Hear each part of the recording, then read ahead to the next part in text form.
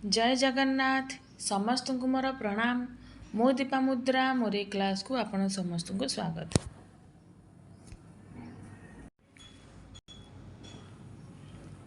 SSB TGT exam रो जो syllabus रही से सिलेबस रे महाकवि कालिदास टॉपिक रही। आज आम महाकवि कालिदास विषय रे तांको जीवनी आउ तांको रचना विषय रे पढ़िबा। समय महाकवि कालिदासंकर समय केते ना ईसा पूर्व प्रथम शताब्दी। महाकवि कालिदासंकर समय हेउची ईसा पूर्व प्रथम शताब्दी। जन्मस्थान महाकवि कालिदासंकर जन्मस्थान केउठी से केउठी जन्मग्रहण करथिले ना उज्जयिनी रे। महाकवि कालिदास उज्जयिनी जन्मग्रहण करथिले। आ मध्य केही केही कहंती काश्मीर आउ कहीं कहीं कहती बंगला मध्य जना जाए कि कालिदास काश्मीर बा बंगला बा उज्जयिनी जन्मग्रहण करथिले, किंतु बेसी ठीक जदि हम ताहले उज्जयिनी। आश्रयदाता महाकवि कालिदासंकर आश्रयदाता राजा किए थिले ना विक्रमादित्य। किए विक्रमादित्य। पत्नी महाकवि कालिदासंकर पत्नी किए थिले स्त्री किए थिले विद्वत्तमा। महाकवि कालिदासंकर पत्नी थिले विद्वत्तमा। श्वशुर महाकवि कालिदासंकर श्वशुर किए थिले शारदानंद।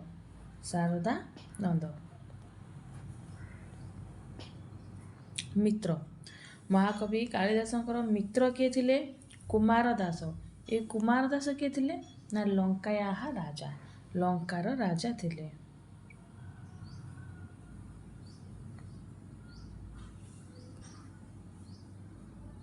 लंकाया राजा किए थिले लंकार राजा थिले कुमार दास। आ ये कुमार दास किए थिले ना कालिदासंकर मित्र थिले। जाति महाकवि कालिदास जाति रे कौन थिले ना ब्राह्मण थिले। महाकवि कालिदास जाति रे थिले कौन ब्राह्मण। गुण महाकवि कालिदासंकर गुण कौन अटे प्रासाद। रीति महाकवि कालिदासंकर रीति कौन अटे वैदर्भी रीति। महाकवि कालिदासंकर रीति कौन ना वैदर्भी। रस महाकवि कालिदासंकर प्रिय रस कौन थिला श्रृंगार रस। महाकवि कालिदासंकर प्रिय रस थिला श्रृंगार रस। अलंकार महाकवि कालिदासंकर प्रिय अलंकार कौन थिला तांको रचना मानकर से केउ अलंकार रो प्रयोग करुथिले ना उपमा अलंकार। छंद महाकवि कालिदासंकर प्रिय छंद कौन थिला छंद थिला उपजाति आउ अनुष्टुप मध्य।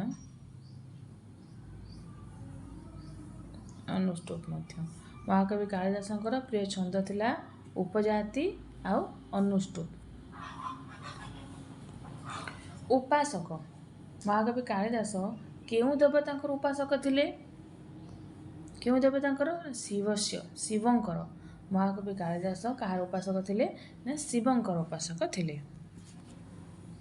उपाधि महाकवि कालिदासंकर कौन कौन से उपाधि थिला कौन थिला ना उपाधि थिला कविकुल गुरु। महाकवि कालिदास को कविकुल गुरु उपाधि दियाई। उपमा सम्राट उपाधि दियाई। दीपशिखा रघुकार कवि शिरोमणि कविता कामिनी विलास। हाँ तेणु महाकवि कालिदास को क्यों उपाधि दियाई ना कविकुल गुरु उपमा सम्राट दीपशिखा रघुकार कवि शिरोमणि कविता कामिनी विलास यही सबू कालिदासंकर उपाधि रही। बर्तमान आम कालिदासंकर जीवन विषय टिके जानिबा।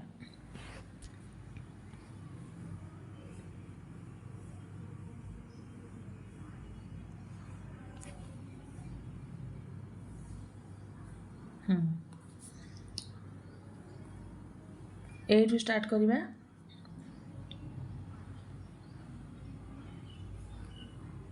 एठू स्टार्ट ता पूर्व जहाँ अच्छी एत किसी इम्पोर्टाट ना, तेणु एठू बर्तमान आम पढ़ा आगू। कालिदास के संबंध में सबसे अधिक प्रचलित दंत कथा यह है कि कालिदास का जन्म ब्राह्मण वंश में हुआ था। कालिदासंकर जन्म कौन ना ब्राह्मण वंश रे होइतिला, किंतु बचपन में ही माता पिता की मृत्यु हो गई। किंतु जेतेबेले कालिदास छोट थिले से समय ही ताकर माता पिता कौन मृत्युवरण कर जाइथिले मरी जाइथिले। अनाथ बालक का पालन पोषण एक निर्धन गोपालक ने किया। जेहेतु कालिदास कौन हेले अनाथ हो गले, माता पिता जो मरीगले बाल्यकालू ही से अनाथ हो गले। आ से अनाथ बालक को किए पालन पोषण करते ना जन निर्धन गोपालक कौन करते ना से कालिदास लालन पालन करते। किसी भी प्रकार की शिक्षा न पाकर बालक अनपढ़ और मूर्ख रहा गया। कौन है ना जेहेतु से गोपालक जनक निर्धन थिले तेणु से कालिदास को कौन पढ़ी पारे नहीं, शिक्षार से वंचित रहिले। जेहेतु से शिक्षा कले ना कि पढ़िले ना सेठू से कौन गोटे मूर्ख हो गले। भेड़ बकरी चराते हुए और वृक्षों से लकड़ी काट कर लाते हुए बालक क्रमशः युवक हो गया। कहला ना से छेली यही मानू सब चरौले आउ गछ मानकरू सब डाल सुखिला डाल ये सब काटिकी कौन करते ना काटिकी निजर भरण पोषण करुले। यहीपरि भाव से क्रमशः युवक हेले। उसी प्रदेश की राजकुमारी अत्यंत विदुषी और रूपवती थी। जो प्रदेश रे कौन ना कालिदास रोते से ही प्रदेश रे जने राजकुमारी थिले, से अत्यंत विदुषी ज्ञानी गुणी और रूपवती सुंदरी मध्य थिले। उसने पिता से कह रहा था कि जो उसे शास्त्रार्थ में पराजित कर देगा उसी के गले में वह बरमाला डालेगी। और से कौन कहते निज पिता को निजर बापा को से कहते कि से जो आम राजकुमारी अच्छा से अत्यंत ज्ञानी गुणी और रूपवती अटंती। आउर कौन शर्त थिला ना जो जी शास्त्रार्थ रे पराजित करदेव से तारी बेकरे ही बरमाला को पकाइबे विवाह करेंगे। राजकुमारी के सौंदर्य और विद्वता की चर्चा से आकृष्ट होकर अनेकानेक विद्वान पंडित राजसभा में आकर राजकुमारी से शास्त्रार्थ करते और पराजित होकर चले जाते। तापर कौन ना से राजकुमारी विद्वतमा गर सौंदर्य आ विद्वता चर्चा चारिआडे प्रचारित हो गला। आउ कौन है आउ सौंदर्य विद्वतार कौन समस्त आकृष्ट हेले। आउ अनेक विद्वान पंडित कौन कले से राजसभा को आसिले आ राजकुमारी विद्वतमा सहित शास्त्रार्थ करने को आरंभ कले। आ से कौन है ना से समस्त पंडित विद्वान माने पराजित हो गले। तब पराजित और अपमानित उन सब ने परस्पर मिलकर विचार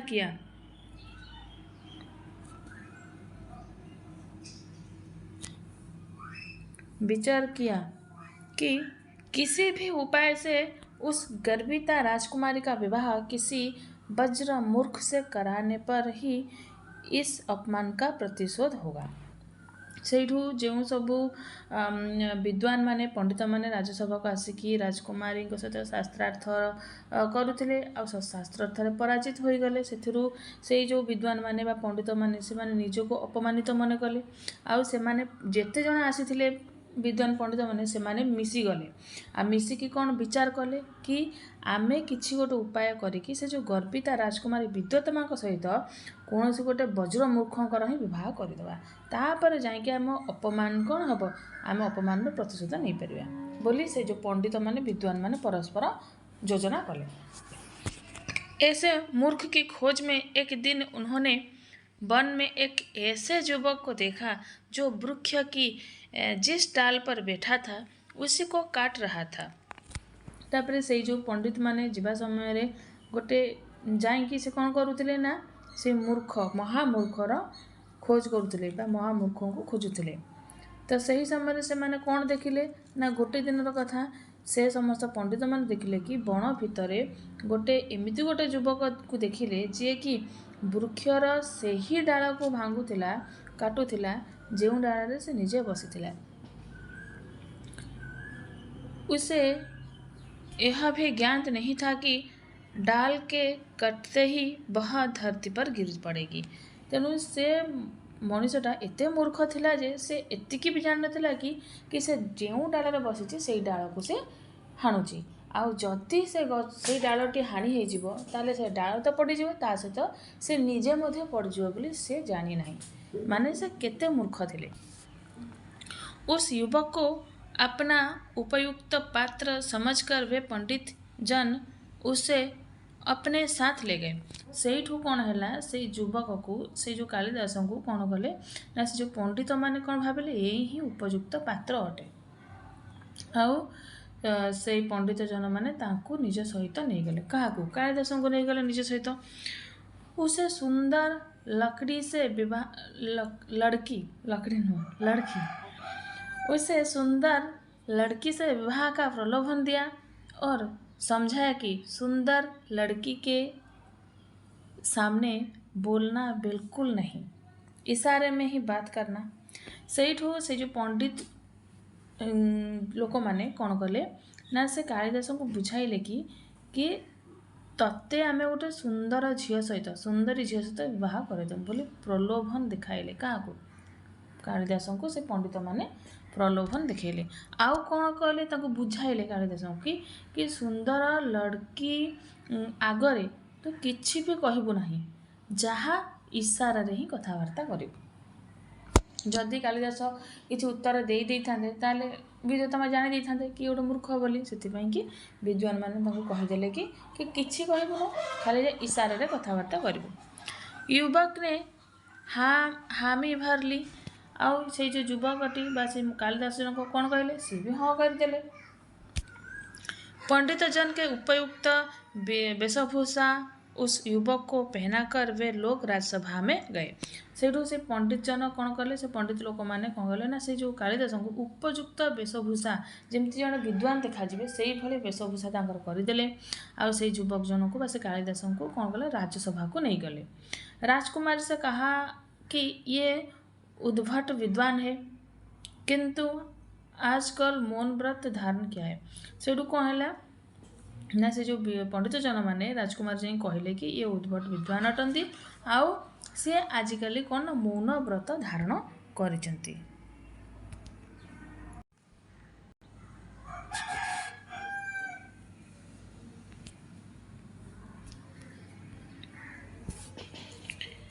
केवल संकेतों में शास्त्रार्थ करेंगे। आउ से जो पंडित जन मैंने विद्वत्तमा कहले कि ये पंडित जनक कौन ना मौन व्रत धारण कर जहाँफल कि सी किसी कहे ना किंतु इशारा रे बा संकेत माध्यम से शास्त्रार्थ करेंगे आपण सहित। राजकुमारी सहमत हो गई। राजकुमारी राजी हो गले। शास्त्रार्थ प्रारंभ हुआ। राजकुमारी ने एक उंगली उठाई अर्थात ब्रह्म एक है। सेठू शास्त्रार्थ आरंभ हो गला। राजकुमारी कौन कले ना से गोटे आंगुली को देखले आउ सी मन मन भाविले कि ब्रह्म होउचंती एक, ब्रह्म एक बोली भाविकी राजकुमारी विद्वत्तमा कौन कले ना से गोटे आंगुली के देखले। युवक ने माने से जो कालिदास ने समझा कि एक आंख फोड़ेगी। उसने 2 उंगलियां उठा दी कि दोनों फोड़ दूंगा। से युवक बा से कालिदास कौन बुझिले जिते विद्वत्तमा गोटे आंगुली देखते से कालिदास कौन बुझिले कि सी मोर गोटे आखि फुटे दो बोली कहूँ। सेठू कालिदास कौन कले ना से 2टा आंगुठी की देखदेले आ मन मन चिंता कले कि मु तोर 2टा आखि फुटेदेवी। राजपुत्री ने समझा कि ब्रह्म एक अवश्य है किंतु दूसरी सत्ता जीवन अथवा माया के भी है। जिते बेले कालिदास 2टा आंगुठी देखई तो राजपुत्री बस जो राजकुमारी विद्वत्तमा कौन बुझिले ना ब्रह्म एक निहाती किंतु से 2टा आंगुठी कहीं देखले ना दूसरी सत्ता जीवन अथवा माया बोली से कही बुझिले कि गोटे होचन ब्रह्म आ गोटे होचन जीवन बा माया। पुनः राजकुमार ने पांचों उंगलियां उठाई कि संसार में 5 तत्व है। सेठू राजकुमारी तापर कौन कले ना से तांकर 5टा जाक आंगुली देखेले आउ से मन मन चिंता कले कि संसार रे 5 तत्व रही, 5टी तत्व रही बोली यही चिंता करके राजकुमारी 5टा आंगुली देखेले। मूर्ख युवक ने समझा कि थप्पड़ मारने का कह रहा है, सो उसने मुट्ठी बंद करके मुक्का मारने के संकेत दिया। सेठू कौन है ना जिते बेले राजकुमारी कौन करे ना निजर 5 आंगुली उठाई देखेले आउ से मन मन चिंता कले कि आमर संसार में 5टी तत्व रही। से समय मूर्ख युवक बस कालिदास कौन बुझिले ना से को 5टा आंगुली देखाऊँगी से मत थापड़ माने चापुड़ा मारियो बोली बोधे से 5टा आंगुली देखला आउ एथिरे यह बुझिकी कालिदास कौन कले ना से मुट्ठी देखले मुक्का माने जो मुक्का मारिया कि से हाथ को बंद करदे मुट्ठी बंद करदे आ मुक्का मारिए बोली से भाया संकेत देकी हाथ को बंद कर देखले। राजकुमारी ने अपने मन में अर्थ निकाल कि 5 तत्व की अलग अलग स्थिति नहीं है, 5 के मिल जाने पर सृष्टि होता है। किंतु जितेबले कालिदास तांको मुक्का मारिए बोली माने आंगुली को बंद कर मुट्ठी करके जितेबाला देखते कि राजकुमारी विद्युत्तमा कौन बुझिले ना बुझिले कि 5 तत्व संसार में निहाती अच्छी किंतु अलग अलग स्थिति अच्छा किंतु 5 तत्व मिसिले ही सृष्टि हेबो से से निजर मुट्ठी मुट्ठी करके से मते देखैले। तेणु राजकुमारी एमती बुझिले। ऐसे ही प्रश्न उत्तर में केवल संकेतों से स्वयं ही अपने इच्छित उत्तर सोचकर राजकुमार संतुष्ट हो गई और पंडितों के इस षड्यंत्र के कारण विदुषी विद्युत्तमा का विवाह मूर्ख कालिदास से हो गई। फिर कौन है ना यही कालिदास आउ विद्युत्तमा भितर संकेत माध्यम प्रश्न उत्तर होता है आउ निजे निजे ही परस्पर ही निज निजर अर्थ अनुसार बुझिकी संतुष्ट भी रोते।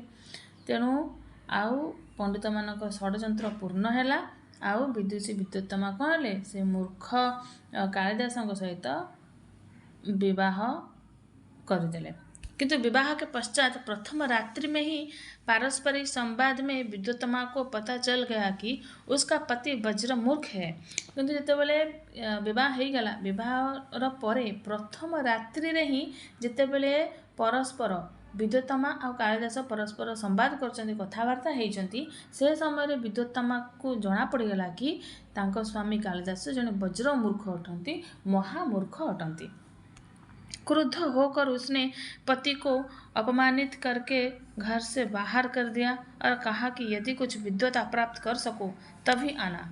सेठू रागी गले विद्युत्तमा और निजर पति व निज स्वामी कालिदास को अपमानित कले और अपमानित कर घर बाहर करदे आ बाहर कर सारा पर कहले कि जदि किसी विद्वता हासिल कर प्राप्त कर जाइए तुम्हें ए घर को आसो नहले आसो ना बोली यहीपरी कहीकि अपमानित करके विद्युत्तमा कालिदास को घर बाहर करदे।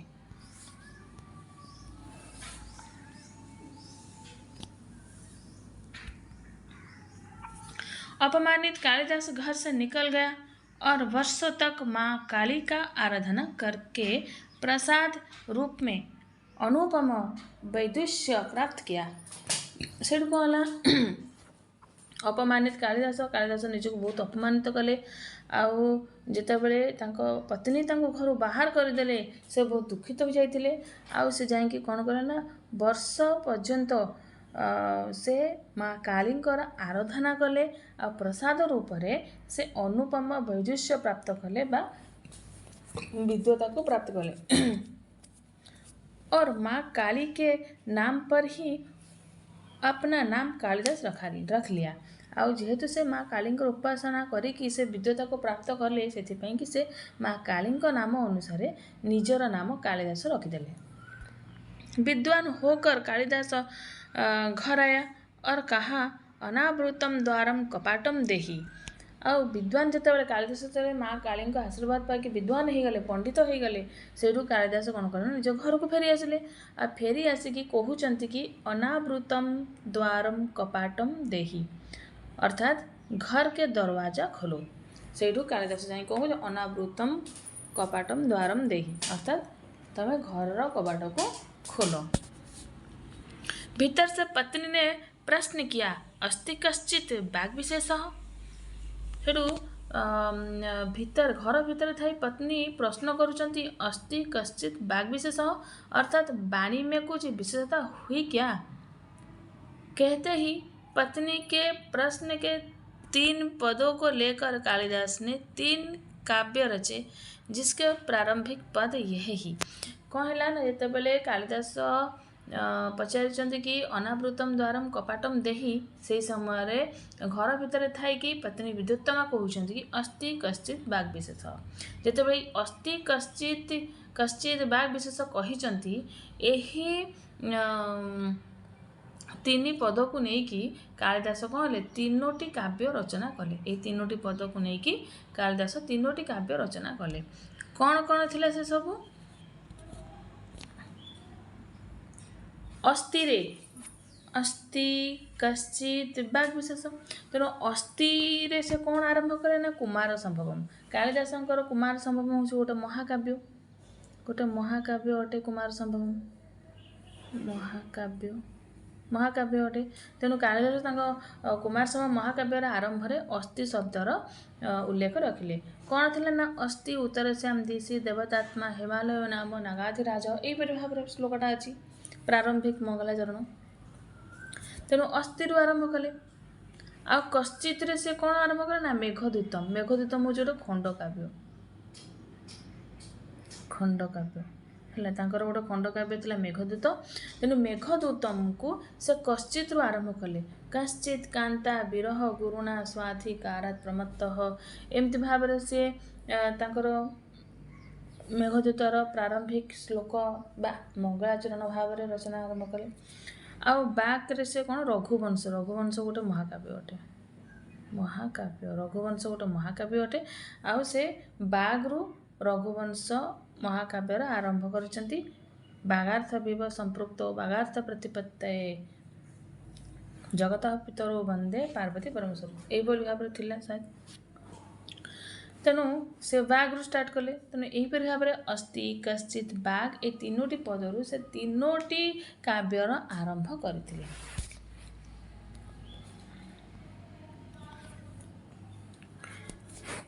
संपूर्ण काव्यों के रचनाकार के रूप में कालिदास का यह दूर दूर तक फैलता गया। संपूर्ण इतबे कालिदास ये काव्य गुड़ा सब रचना करें, से दूर दूर पर्यंत ये सब कौन चारिआडे प्रचार प्रसार हो गला। सिंहल देश के राजा कुमार दास स्वयं भी उच्च कोटिक कवि थे और कालिदास की कविता के प्रशंसक भी। तो सिंहल देशर राजा कुमार दास कौन कले ना, से कुमार दास मध्य जने उच्च कोटिर कवि थिले। आ सी कालिदास कविता काव्य को सब पढ़ी बहुत प्रशंसा करते और प्रशंसक मध्य थिले। उन्होंने कालिदास को सिंहल देश आने का निमंत्रण दिया। से जो सिंहल देश राजा कुमार दास कौन कले, से कालिदास प्रशंसक थिले। तेणु से कालिदास को निमंत्रण कले, सिंहल देश को आसवाई निमंत्रण कले। किए? कुमार दास निमंत्रण कले कालिदास को। मित्र के निमंत्रण को स्वीकार करके कालिदास सिंहल देश गए। आ मित्रर निमंत्रण को स्वीकार करके कालिदास कौन गले, सिंहल देश को गले। वहाँ रात्रि के समय पहुँचने के कारण एक वेश्या के यहाँ रात्रि विश्राम के लिए रुक गए। और से कौन है से रात्रि समय पहुँचवारू से विश्राम पाई गोटे वेश्या घरे ही रात्रि पाई विश्राम करते। किंतु से जो वेश्या जनक कौन है धन लोभ पाई ही से कालिदास को हत्या कर कथा किंवदंती जना जाई थाए। ये वेश्या जनक ही कालिदास हत्या करते कौन पाई ना धन लोभरे।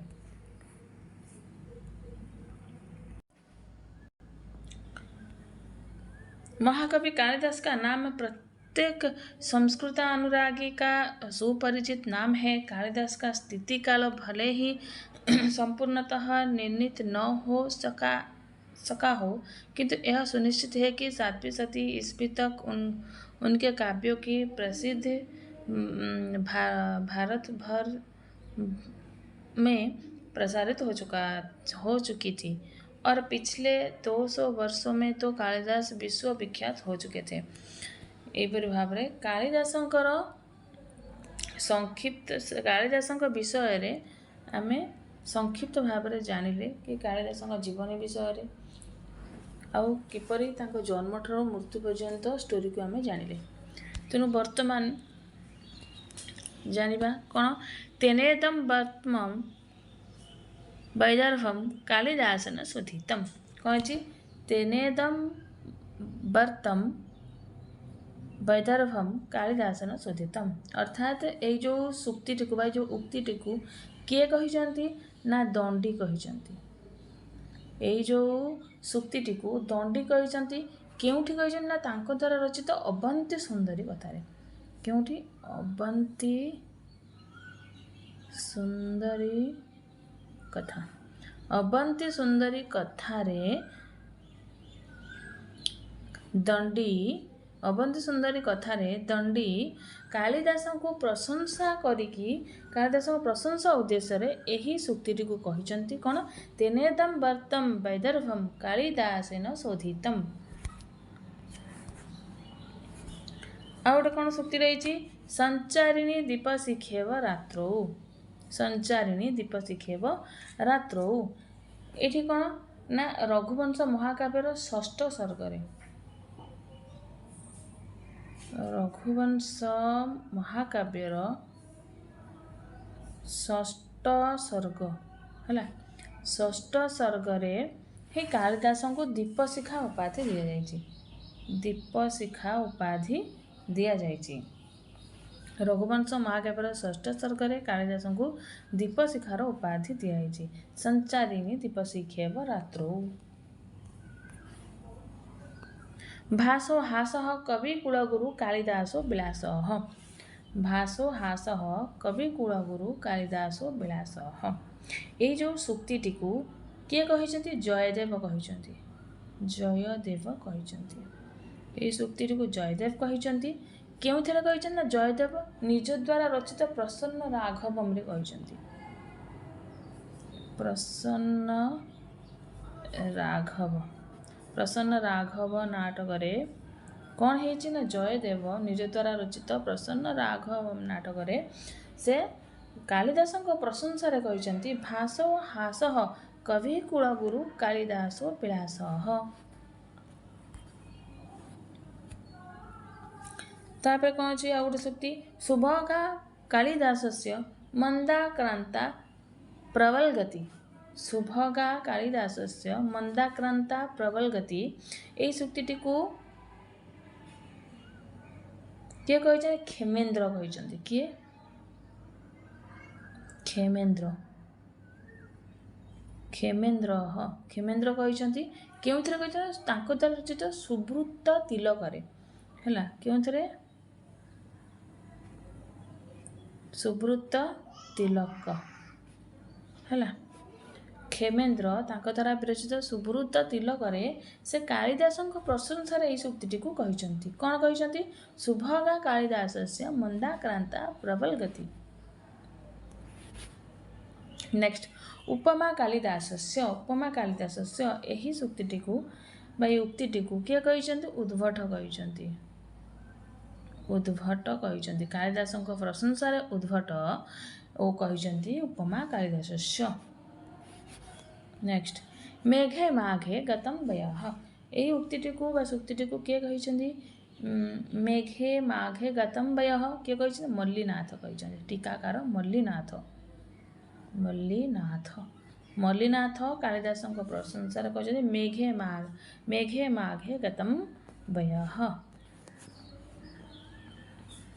एटा कौन आ गोटे सुक्ति किए कहिसंती ख्यातः कृतिषु अपि च कालिदासः शुद्धा शुद्धा स्वादुमती च यस्य एही सुक्ति को किए कहिसंती सौढल्य कहिसंती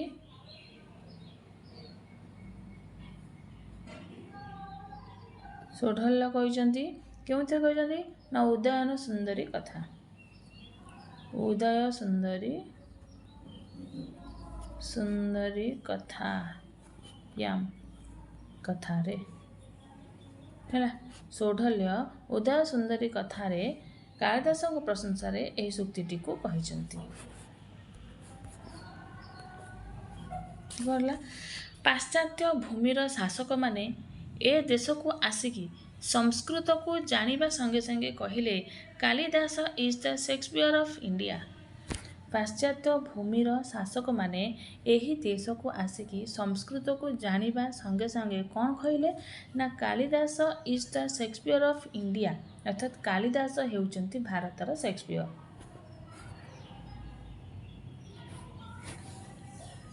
କୃତୟ କାଳିଦାସଙ୍କର କେତୋଟି କୃତି ରହିଛି? କାଳିଦାସस्य ସପ୍ତ ପ୍ରସିଦ୍ଧାः କୃତୟ ସନ୍ତି। କାଳିଦାସଙ୍କର 7ଟି ପ୍ରସିଦ୍ଧ କୃତି ରହିଛି। କ'ଣ କ'ଣ ନା ତାଙ୍କର 2ଟି ମହାକାବ୍ୟ ଥିଲା। କାଳିଦାସଙ୍କର 2ଟି ମହାକାବ୍ୟ ଥିଲା। କ'ଣ କ'ଣ ନା ଗୋଟେ ଥିଲା କୁମାର ସମ୍ଭବମ୍ ଆଉ ଗୋଟେ ଥିଲା ରଘୁବଂଶମ୍। ଆଉ ଯେଉଁ ମହାକାବ୍ୟ ଭିତରୁ ତାଙ୍କର ପ୍ରଥମ ରଚନା ବା ପ୍ରଥମ ମହାକାବ୍ୟ କେଉଁଟା ଥିଲା ନା କୁମାର ସମ୍ଭବମ୍। କୁମାର ସମ୍ଭବମ୍ ତାଙ୍କର ପ୍ରଥମ ମହାକାବ୍ୟ ଥିଲା। ଯେଉଁ 2ଟି ମହାକାବ୍ୟ ତାଙ୍କର ଅଛି, 2ଟି ମହାକାବ୍ୟ ଭିତରୁ ପ୍ରଥମ ମହାକାବ୍ୟ ହେଉଛି କୁମାର ସମ୍ଭବମ୍।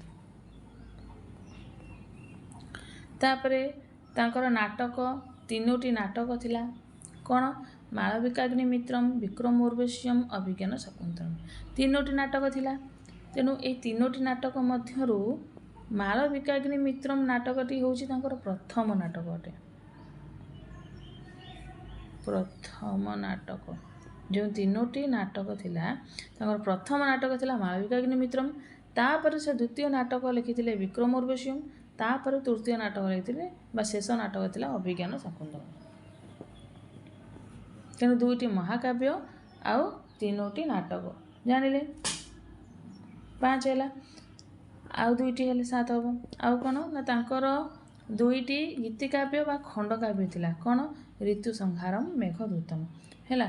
ଏଇ 2ଟି ତାଙ୍କର ଗୀତିକାବ୍ୟ ବା ଖଣ୍ଡକାବ୍ୟ ଅଟେ। ତେଣୁ ତାଙ୍କର ସମ୍ପୂର୍ଣ୍ଣ 7ଟି ପ୍ରସିଦ୍ଧ ନାଟକ ରହିଛି ଜାଣିଲେ ଆମେ। ରଚନା କ୍ରମାନୁସାରେ ମାନେ କାଳିଦାସ 7ଟି ପ୍ରସିଦ୍ଧ ରଚନା ତାଙ୍କର ଉପଲବ୍ଧ ଅଛି ହେଲା, କିନ୍ତୁ କ୍ରମ ଅନୁସାରେ କାହା ପରେ କେଉଁଟା ସେ ରଚନା କରିଥିଲେ ସେଇଟା ଜାଣିବା। ତେଣୁ କାଳିଦାସ ପ୍ରଥମେ ଋତୁ ସଂହାରକୁ ରଚନା କରିଥିଲେ। କେହି କେହି ମଧ୍ୟ କୁହନ୍ତି କି ନାଇଁ କାଳିଦାସ ପ୍ରଥମେ କୁମାର ସମ୍ଭବମକୁ ରଚନା କରିଥିଲେ ହେଲା, କିନ୍ତୁ ବେଶୀ ଠିକ୍ ଯଦି କହିବା ତାହେଲେ ଋତୁ ସଂହାର। କାଳିଦାସଙ୍କର ପ୍ରଥମ ରଚନା ହେଉଛି ଋତୁ ସଂହାର, ତାପରେ ଦ୍ୱିତୀୟ ରଚନା ହେଉଛି କୁମାର ସମ୍ଭବ, ତୃତୀୟ ରଚନା ହେଉଛି ମାଳବିକାଗ୍ନିମିତ୍ରମ୍, ଚତୁର୍ଥ ରଚନା ହେଉଛି ବିକ୍ରମୋର୍ବଶୀୟମ୍, ତାପରେ ତାଙ୍କର ପଞ୍ଚମ ରଚନା ଥିଲା ମେଘଦୂତମ୍, ତାଙ୍କର ଷଷ୍ଠ ରଚନା ଥିଲା ରଘୁବଂଶମ୍, ତାପରେ ସବା ଶେଷରେ ସେ ଅଭିଜ୍ଞାନ ଶାକୁନ୍ତଳମକୁ ରଚନା କରିଥିଲେ। ଏହିପରି ଅନୁସାରେ ତାଙ୍କର ରଚନା କ୍ରମ ରହିଛି। ଏହିପରି ଭାବରେ ସେ 7ଟି ନାଟକକୁ କ୍ରମାଗତ ଭାବରେ ରଚନା କରିଥିଲେ। ବର୍ତ୍ତମାନ ତାଙ୍କର ଯେଉଁ 7ଟି ରଚନା ରହିଛି, ଆମେ ସେ 7ଟି ରଚନାମାନଙ୍କର ସଂକ୍ଷିପ୍ତ ପରିଚୟକୁ ଜାଣିବା। ତେଣୁ ପ୍ରଥମେ ସେ ଋତୁ ସଂହାରକୁ ରଚନା କରିଥିଲେ। ତେଣୁ ଋତୁ संहार संक्षिप्त परिचय को जानिए। यह कालिदास की अप्रौढ़ अवस्था की कृति है।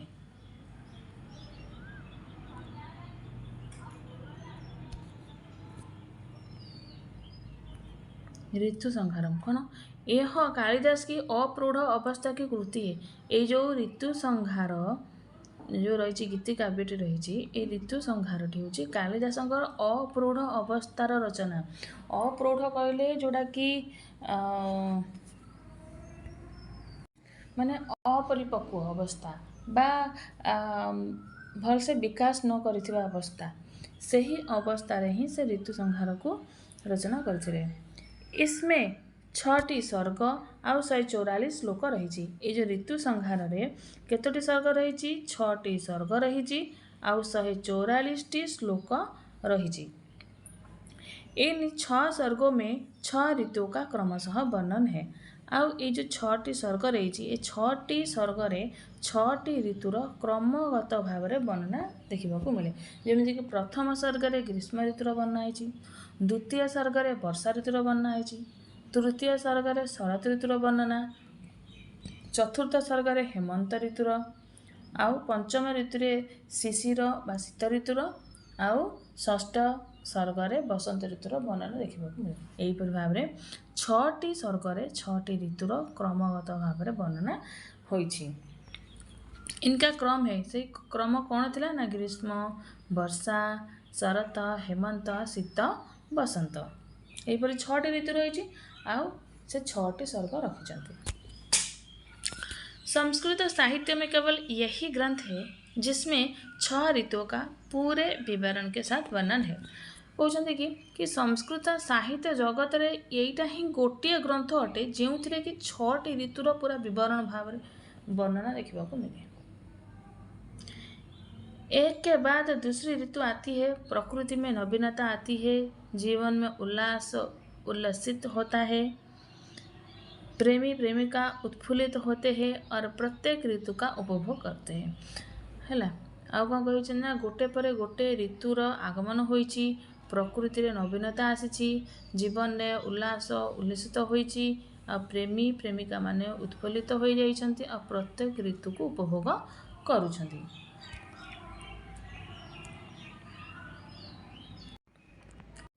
यहीपरि भाव में आम ऋतु संहार संक्षिप्त टिप्पणी को जानले।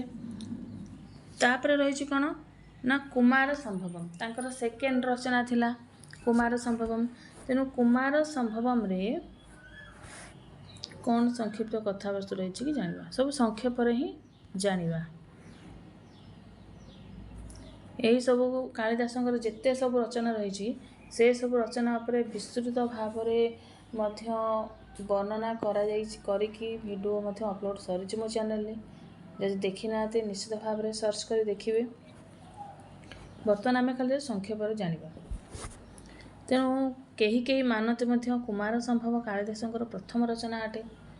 बहुत द्वंद्व रही कि नाई ऋतु संहार प्रथम आउ कई कहते कि नाई कुमार संभव होची प्रथम रचना, किंतु अधिक ठीक जदि कहबा ताले ऋतु संहार ही प्रथम रचना अटे आ सेकेंड रचना कुमार संभव। तेणु कुमार संभव कौन अच्छी इस महाकाव्य में हिमालय की पुत्री पार्वती द्वारा घोर तपस्या के फल स्वरूप वर रूप में शिव को प्राप्त करने तथा उनसे कार्तिकेय अर्थात स्कंद कुमार की उत्पत्ति का वर्णन है। ये कहते कि ये जो कुमार संभव में कौन वर्णना है ना ये जो कुमार संभव हूँ गोटे महाकाव्य अटे। ये जो महाकाव्य हिमालयंकर पुत्री होती पार्वती। हिमालयंकर पुत्री किए पार्वती। तेणु पार्वती घोर तपस्या विषय वर्णना कराई आउ से तपस्यार फल स्वरूप से शिव को स्वामी रूप में प्राप्त करिसेंती आउ तापरे शिव और पार्वती मिलन में कार्तिकेयर उत्पत्ति होती। कार्तिक को स्कंध कहुए कुमार कहुए आउ से कार्तिकेयर उत्पत्ति विषय में यहीपरि भाव में वर्णना होइछे। तेणु सर्ग अनुसार आम संक्षेप जानिबा। तेणु प्रथम सर्ग कौन वर्णना होइछी प्रथम सर्ग कौन वर्णना है हिमालय वर्णना तथा पार्वती की उत्पत्ति। प्रथम सर्गरे हिमालयर वर्णना आउ पार्वती उत्पत्ति हिमालयर वर्णना होइछि आउ पार्वती उत्पत्ति केमिति होइछि जन्म केमिति होइछि से सब विषय वर्णना देखा मिले। द्वितीय सर्गरे कौन वर्णना अछि द्वितीय सर्गर वर्णना अछि कि तारकासुर से पीड़ित देवों का ब्रह्मा के पास जाना और शिव पार्वती के पुत्र स्कंद द्वारा तारकासुर के वध का उपाय ब्रह्मा के द्वारा बताया जाना। कौन है द्वितीय सर्ग कौन वर्णना कराई ना तारकासुर घोर तपस्या करिकी ब्रह्मा को संतुष्ट कर देइतिले आउ से ब्रह्मा ठारू शक्ति नहीं आशीर्वाद नहीं कि से बलियान होइछि आउ से कौन करछि ना सब देवता मन को पीड़ा प्रदान करुछि। तेणु से पीड़ित होइकी से देवता माने कौन करुछन्ति ना ब्रह्मा पाखकू जाइछन्ति आ जाइकी से तार निराकरण पचारिछन्ति कि किपरि भाव में तारकासुर को बद्ध करा जाय परिबो। ब्रह्मा से समय कहिछन्ति जेहेतु मो बल से बलियान तेणु मु ताकू नष्ट करि परिबि नाही तेणु शिव पार्वती जदि विवाह करेंगे आज तांकर पुत्र स्कंध बा कार्तिक जन्म हेब से कार्तिक ही तारकासुरर वध करें बोली ब्रह्मा देवता मानू कहीदेले। तेणु तापर तृतीय सर्गर कौन वर्णना है जानिया। तृतीय सर्ग वर्णना है कि कामदेव द्वारा शिव की तपस्या का भंग किया जाना और क्रुद्ध शिव द्वारा कामदेव को भस्मासात करना। अर्थात जेतेबेले द्वितीय सर्गरे ब्रह्मा कहीदेले कि शिव पार्वती पुत्र कार्तिक ही तारकासुर वध कर। तेणु देवता मैंने चिंतित हो गले तृतीय सर्गरे कि से चिंता कले कि शिव तो सब तपस्या करुँच तेणु बह प्रति तो कौन अनुराग ना तेणु किपर भाव में तपस्या भंग कर से देवता मान सबु देवता माने कौन कामदेव को जाई कहले कि से जाकि शिवंकर तपस्या को भंग करेंगे। शिव तपस्या भंग हेले हुए तो से पार्वती को देखिए कि पार्वती को देखिकी मन में प्रेम भाव जागृत हम विवाह इच्छा हम से देवता मैंने कामदेव को कहले कि तुम्हें जाकि तपस्या को भंग कर। हेडू कामदेव जाकि शिवंकर तपस्या को भंग करदे। जिते भंग कर शिव कौन कर बड़ रागी जाइए क्रुद्ध हो रागी जा कौन कर कामदेव को पूरा भस्म कर से शिव कौन कले निज तृतीय नयन ये अधिक क्रोधित हो जाती तृतीय नयन खोली जाइए से तृतीय नयनर अग्निर ज्वाल भस्मीभूत किए गले ना कामदेव भस्मीभूत हो गले। तापर चतुर्थ सर्गर कौन वर्णना अच्छी ना पति के नाश पर रति का विलाप। पति का नाश जितेबले कामदेवंकर मृत्यु हो गला कामदेवंकर पत्नी होउछन्ति रति जितेबाला कामदेवंकर मृत्यु हो नाश हो रति जानिले से पूरा विलाप कले एते जोर विलाप करछन्ति कि तिनी पूरा प्रकम्पित हो गला कंपित हो गला। तेणु पंचम सर्गर कौन वर्णना अच्छी जानिबा। पार्वती की घोर तपस्या का वर्णन और ब्रह्मचारी वेशधारी शिव से पार्वती का संलाप और समागम। तापर पंचम सर्ग कही ना पार्वती घोर तपस्या कले से विषय वर्णना हो कौन वर्णना अच्छी ना ब्रह्मचारी वेशधारी शिव से पार्वती का संलाप आ समागम। जितेबले पंचम सर्ग पार्वती कौन कले घोर तपस्या कले शिव को पाइबापी आते घोर तपस्या कले कि शिव मध्य संतुष्ट हेले आ शिव कौन कले ना ब्रह्मचारी वेश धारण करी पार्वती निकट को आसिले आ से ब्रह्मचारी वेश धारण करी ही पार्वती सहित किसी समय संलाप वार्तालाप करछन्ति। तापर षष्ठ सर्ग कौन वर्णना है विवाह इच्छुक शिव का पार्वती के याचनार्थ सप्त ऋषियों को हिमालय के पास भेजना। तापर विवाह इच्छुक हो जाती शिव आ सी कौन कर पार्वती को पाइबापी कि से कौन करे ना सप्त ऋषि को हिमालय निकट को पठेले कि विवाह प्रस्ताव पकड़ापी। सप्तम सर्ग कौन वर्णना है जानिबा। शिव की बर यात्रा और पार्वती परिणाम। तापर कहते शिव बर रूप धारण करी से विवाह करने जो यात्रा कर से विषय वर्णना है आ पार्वती परिणय अर्थात परिणय विवाह अर्थात शिव आ पार्वती विवाह होइछि। तार अष्टम सर्ग कौन वर्णना है शिव पार्वती का दाम्पत्य जीवन। शिव पार्वती दाम्पत्य जीवन विषय दाम्पत्य जीवन आ केली विहार वर्णना अष्टम सर्ग कौन है शिव पार्वती दाम्पत्य जीवन विषय वर्णना है केली विहार विषय वर्णना है।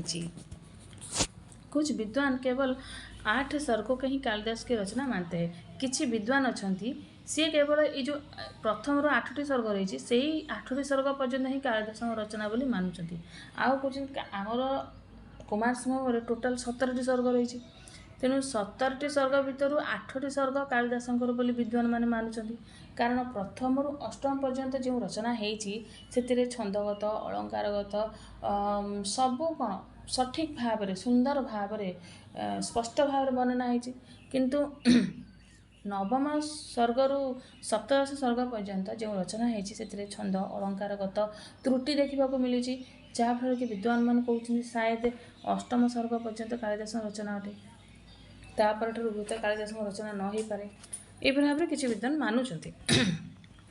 तापर आम नवम सर्ग विषय जानिया।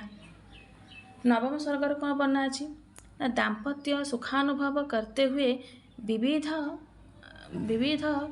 पर्वतों आदि पर घूम कर कैलाश पर वापस आना।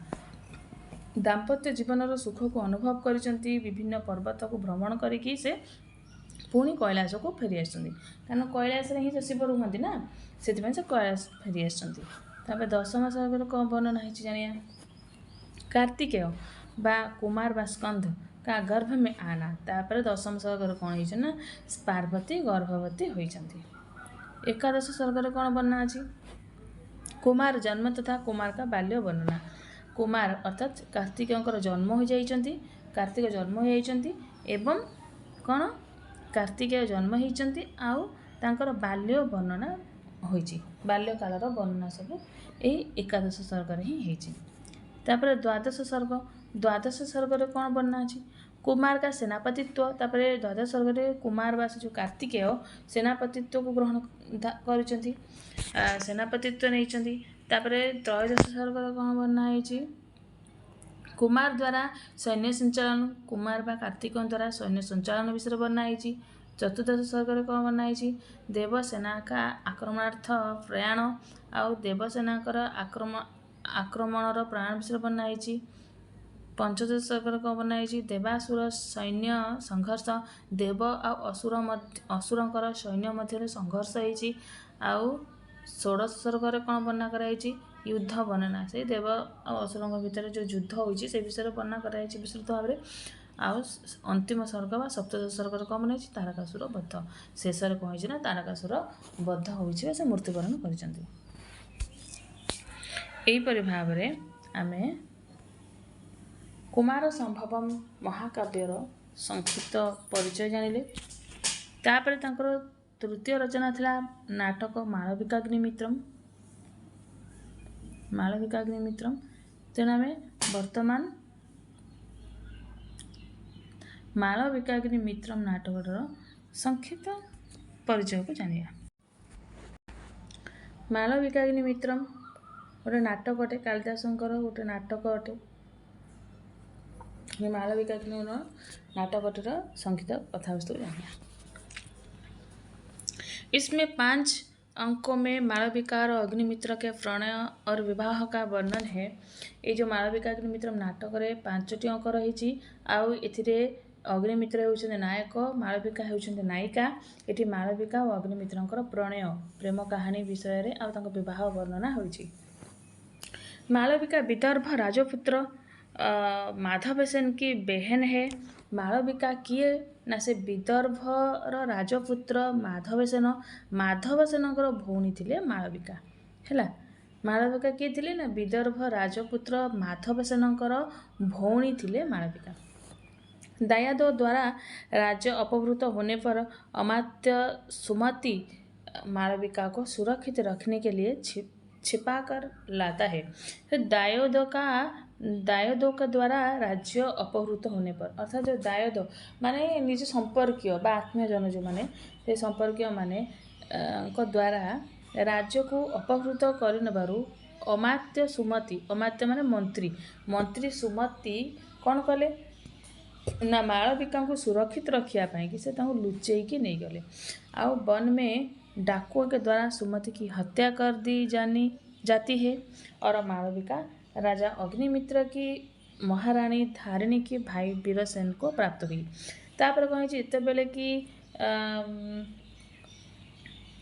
मंत्री सुमति मालविका को सुरक्षित रखापी लुचेक नहीं आसती से समय नवा समय बणरे कौन ना डाकू बा चोर मैंने कौन कर मंत्री सुमति को हत्या कर कौन से प्रकार मालविका कौन कर वीरसेन को प्राप्त होता वीरसेन पाखरे पहुँची ए वीरसेन किए ना अग्निमित्र राजा अग्निमित्रंकर महाराणी बा पट्टमहिषी किए थे धारिणी बा प्रथम स्त्री थिले प्रथम राणी थिले कि धारिणी अग्निमित्रंकर प्रथम पत्नी बा पट्टमहिषी थिले धारिणी धारिणींकर भाई हेउचंती किए ना वीरसेन है। तेणु ये जो वीरसेन पाखरे किए पहुँची गले ना मालविका पहुँची गले कौन से प्रकार जाए पहुँची गले।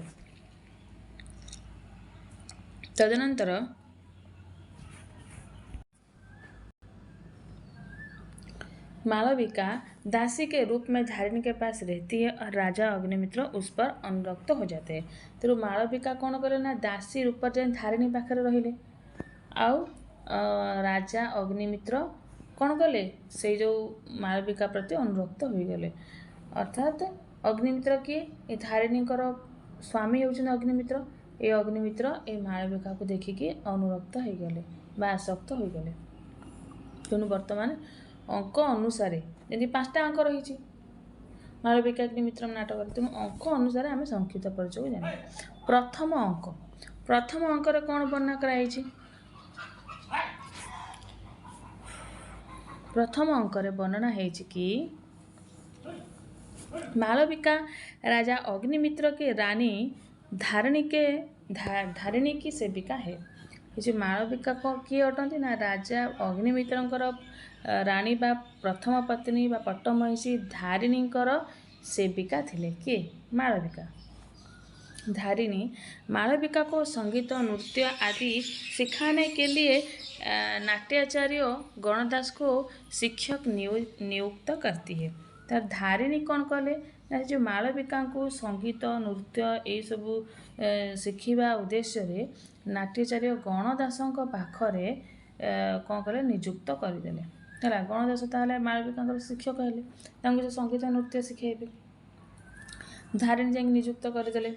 धारिणी प्रयत्न करती है कि राजा मालविका के रूप सौंदर्य पर मुग्ध न हो जाए, अतः वह उसे छुपा कर रखती है।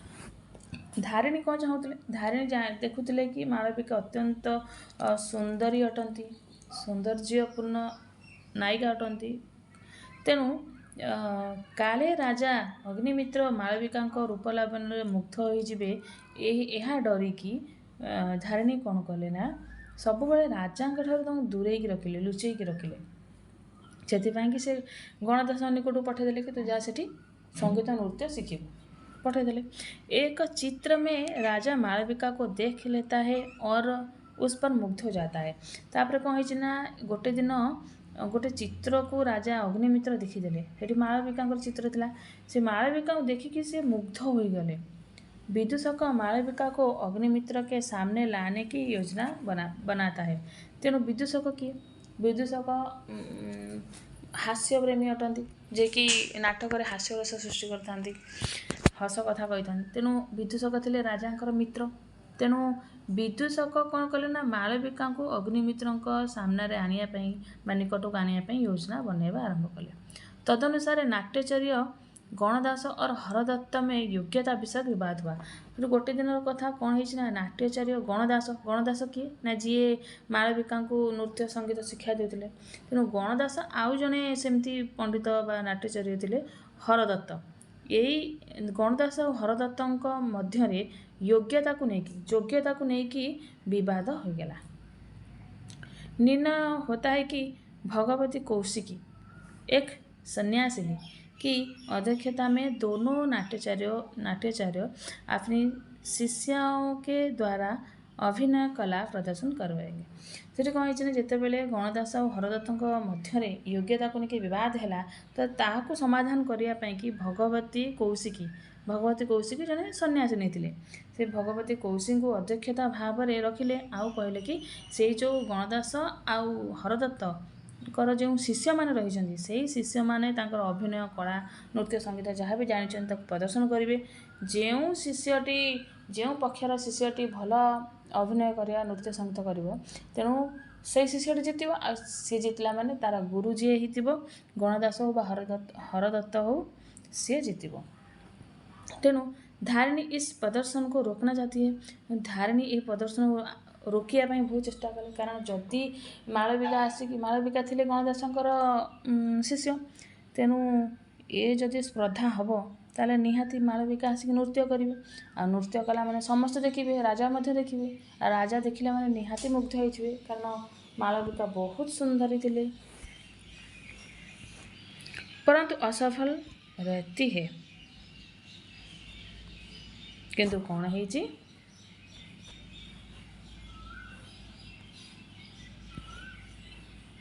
परंतु असफल रहती है। किंतु धारिणी कौन हेले जेते रोकवा चेष्टा कले से असफल हो गले।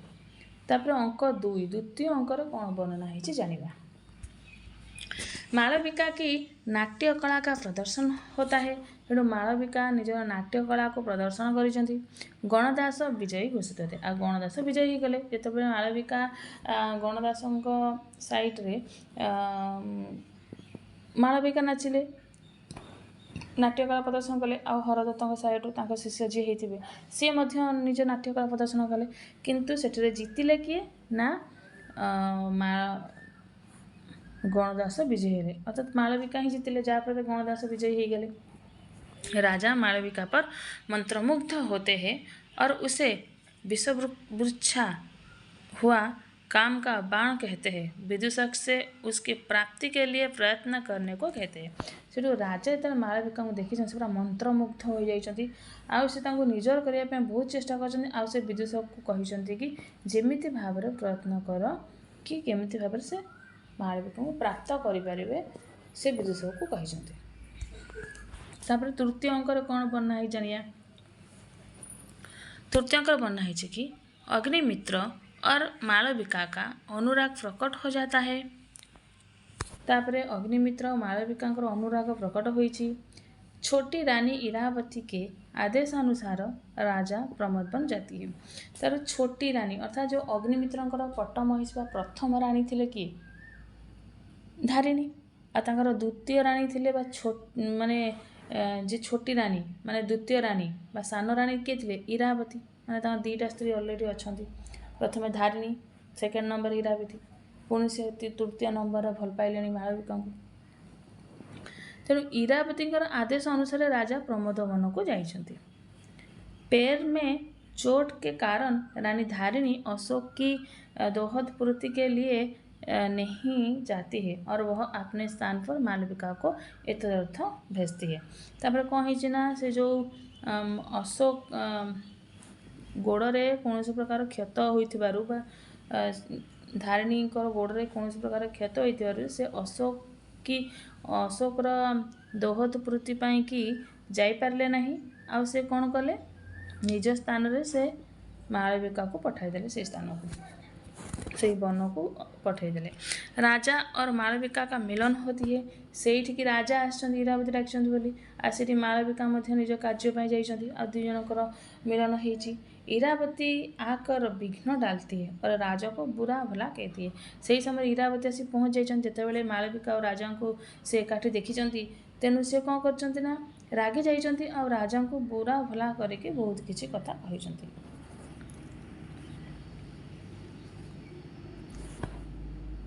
तेणु वर्तमान चतुर्थ अंकर कौन वर्णना है जानिबा।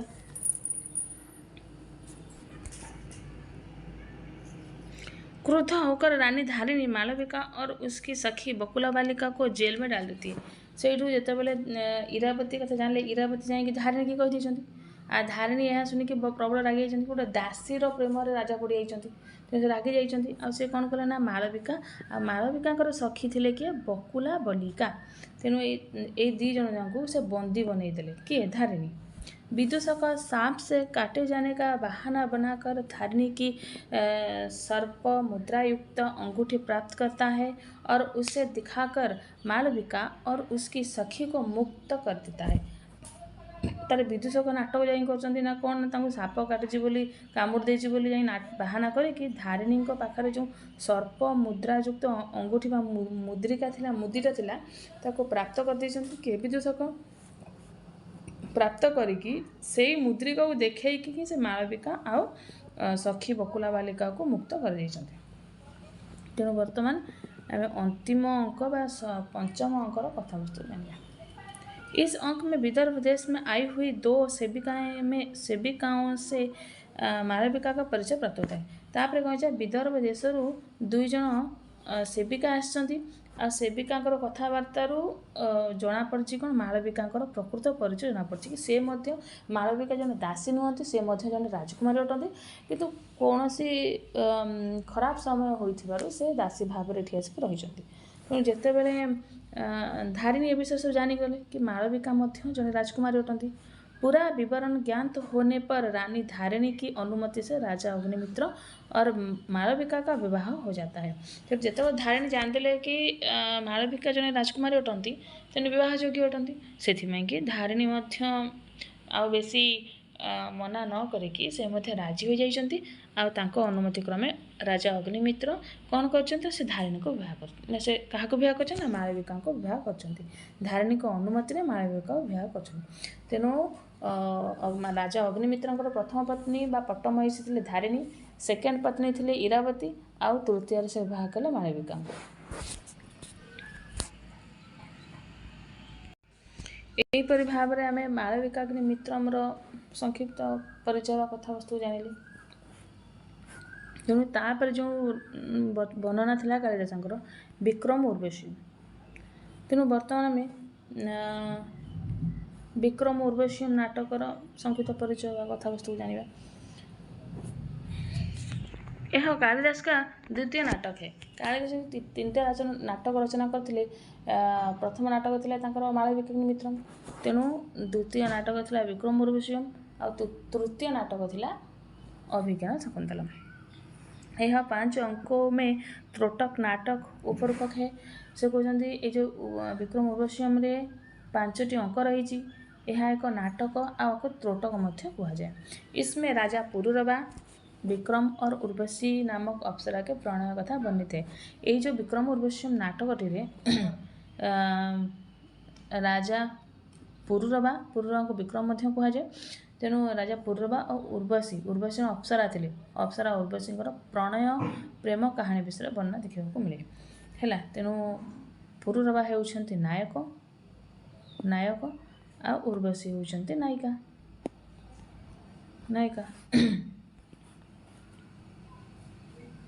तेणु अंक वाइज वर्तमान संक्षिप्त कथावस्तु को जानिया। तेणु प्रथम अंकर कथावस्तु को जानिया कौन अच्छी। राजा पुरुरवा केसी राक्षस से संत्रस्त उर्वशी का उद्धार करती है। राजा पुरुरवा राक्षस थे कि केसी नामक जड़े राक्षस थे है। केसी नामक राक्षस थे कौन करना उर्वशी को जो अपहरण कर नहीं जाऊा समय राजा पुरुरवा केसी नामक राक्षस ठारू उर्वशी को उद्धार करते।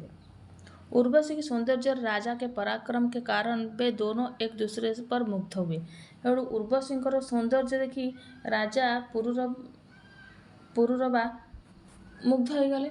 आउ राजांकर पराक्रम देखिकी उर्वशी मुग्ध हो गले। अर्थात परस्पर को देखिकी मुग्ध हो जाइछन्ति। तेणु द्वितीय अंकर कथावस्तु जानिया। उर्वशी को राजा के प्रेम का पता लगता है। उर्वशी का एक प्रेम पत्र विदूषक की त्रुटि से देवी औसिनरी को मिल जाता है और वह राजा को डांटती है। तापर उर्वशी को राजा प्रेम कथा विषय पता मैं जना पड़ जाइए। उर्वशी जानी राजा भल पाँच पसंद कर। उर्वशी का एक प्रेम उर्वशी कौन करे ना प्रेम पत्र एक लिखिकी पठाया समय विदूषक त्रुटि जो ही देवी औसिनरी पाखे मिल जाइए। औसिनरी कौन कर राजा को बहुत गाली कर। औसिनरी थे से राजा पत्नी थे सी प्रबल गाली कर। राजा अनुनय करके उनका क्रोध शांत करता है। राजा बुझे सुझे कि औसिनरी को राग को शांत कर देते। तेणु तृतीय अंकर कथावस्तु जानिया।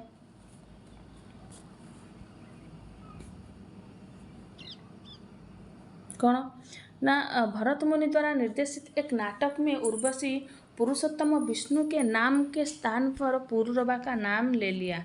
फिर कौन है स्वर्ग रे कौन हो भरत मुनि द्वारा निर्देशित एक नाटक होला। आ से नाटक रे उर्वशी काम कौन थिला ना से पुरुषोत्तम विष्णुंकर नाम को उच्चारण करेंगे। किंतु जेहेतु से पुरुरवा को देखी देइछंती तेणु से पुरुरवा को पसंद कर प्रेम करुँच। तेणु से सब पुरुरवा कथा चिंता कर। तेणु नाटक होता समय उर्वशी कौन कले पुरुषोत्तम विष्णु का नाम बदल में पुरुरवा नामटा को उच्चारण कर देइछंती से नाटक रे। इस पर क्रोध होकर भरत मुनि ने शाप दिया कि पुत्र दर्शन तक वह मर्त्य लोक में रहे। सेठू ए रागी जाइछंती कि भरत मुनि रागी जाकि उर्वशी को अभिशाप देइछंती कि अभिशाप देले कि पुत्र दर्शन पर्यंत तू मर्त्यलोकर रहबू है। और उर्वशी राजा के पास रहती आ उर्वशी ही राजा को बाहागर पाखे रहिले।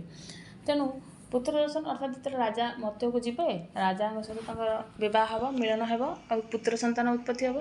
तेणु पुत्रर मुह को देखिए कि ना उर्वशीर ये जो अभिशापटी शेष हो पुणी से स्वर्ग को अवसर होकर पलि आसवे। तेणु ये भाव अभिशापटी रहा भरत मुनिकर। तेणु बर्तमान चतुर्थ अंकर कथावस्तु को जानिया कौन रहा।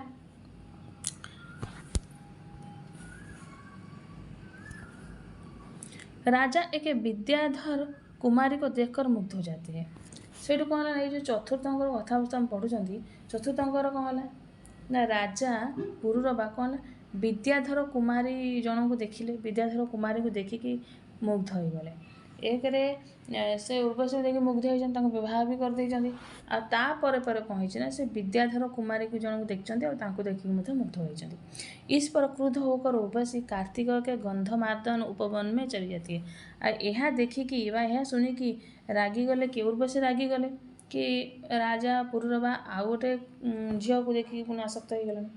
जाणिकी से कौन कले कार्तिकर जो गंधमादन उपवन था से पलैले रागिकी। कार्तिक का नियम था कि जो स्त्री इस उपवन में आएगी वह लता हो जाएगी। आ कार्तिक ये नियम था कि तांकर जो वन था गंधमादन उपवनटा यही उपवन को जो स्त्री प्रवेश कर सी कौन हो लता हो।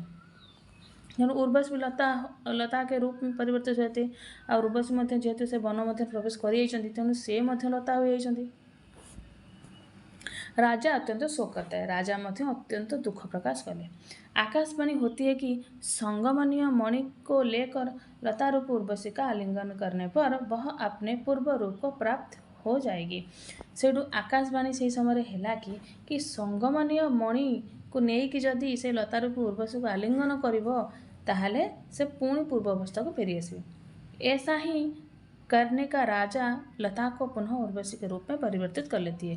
तापरे से कौन करे राजा कौन करे ना से संगमनीय बणी को कष्टमष्ट प्राप्त कले आपर से लता रूपी उर्वशी को आलिंगन कले आ से उर्वशी पुणी थे कौन पूर्व रूप को प्राप्त कले। तेणु वर्तमान अंतिम अंक बा पंचम अंक कौन बना जाना कारण विक्रम उर्वशी नाटक 5टा अंक रही। तेणु शेष अंक को हम पढ़ा। शेष अंकर कौन बनाई एक गिद्ध उस मणि को चुरा लेती है। एक गिद्ध किए गिद्ध हूँ माने गोटे विशालकाय बड़ पक्षी मांसाहारी पक्षी माने बड़ विशाल मांसाहारी पक्षी पक्षीटी हूँ गिद्ध। ए गिद्ध कौन कला से जो मणि को से संगमनीय मणि को कौन कला चोरी कर नहीं गला। एक अज्ञात व्यक्ति के बाण से वह गिद्ध मारा जाता है। गोटे अज्ञात व्यक्तिर बाण बा सर द्वारा से कौन हो से गिद्धटी मरीगला। उस बाण पर पुरुरवा का पुत्र आयुष लिखा था। तेणु से जो बाण रे कौन लिखा जो बाण द्वारा से गिद्धटी मरला से बाण रे कौन लिखा होता ना पुरुरवा पुत्र आयुष अर्थात पुरुरवा और उर्वशी पुत्र किए थे आयुष थे। तेणु से आयुष लिखा होता।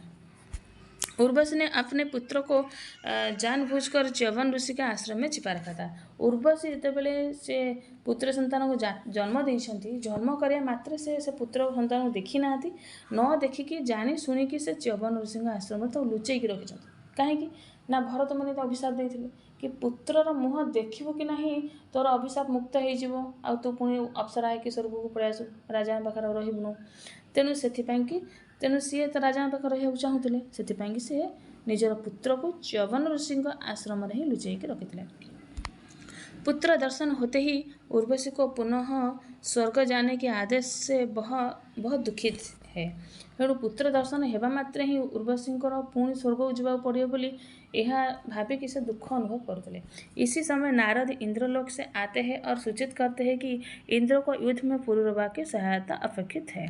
तापर कहे ना से ही समय नारद इंद्रलोक आसी आसिकी सूचना दौरान क्या पुरुरवा को राजा पुरुरवा को सूचना दौरान कि इंद्र को युद्ध में पुरुरवा की सहायता है।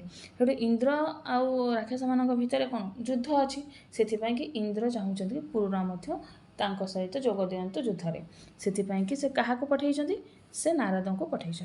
तेणु इंद्र को पठे इंद्र को युद्ध में पूर्ववा की सहायता अपेक्षित है। हेडू नारद से कहते इंद्र को युद्ध में आपणकर आवश्यकता अच्छी, अतः इंद्र ने कृपा की है कि उर्वशी अब सदा पूर्ववा के पास रहेगी। आउ जेहेतु पूर्ववा जाकि इंद्र को युद्ध में साहाय्य करेंगे, तेणु ता बदल पूर्ववा को कौन प्रकार उपहार दिज्व जहाँकि जोटा कि पूर्ववा को प्रसन्न करें, से से बदल में कौन कले ना इंद्र कृपा कर देइछन्ति कि उर्वशी एवं सब बल पाई पूर्ववा पाखे रही बोली आसिकी नारद सेठी कहते। यहीपरि भाव में कौन सुखांत भाव में विक्रम उर्वशी नाटकर अंत होइछि, अंत होइछि। यहीपरि भाव में आम विक्रम उर्वशी नाटकर संक्षिप्त कथावस्तु को जानिले। आपर आम अभिज्ञान शाकुंतलम नाटकर संक्षिप्त कथावस्तु जानिया। तेणु अभिज्ञान शाकुंतलम नाटकर संक्षिप्त कथावस्तु को प्राय समस्ते जानी थे। आ कालिदास सर्वश्रेष्ठ नाटक रचना अटे। शकुंतला संस्कृत साहित्य की नहीं अपितु विश्व साहित्य का सर्वश्रेष्ठ नाटक है। अभिज्ञान शाकुंतलम केवल संस्कृत साहित्यर नुह, विश्व साहित्यर सर्वश्रेष्ठ नाटक अटे अभिज्ञान शाकुंतलम।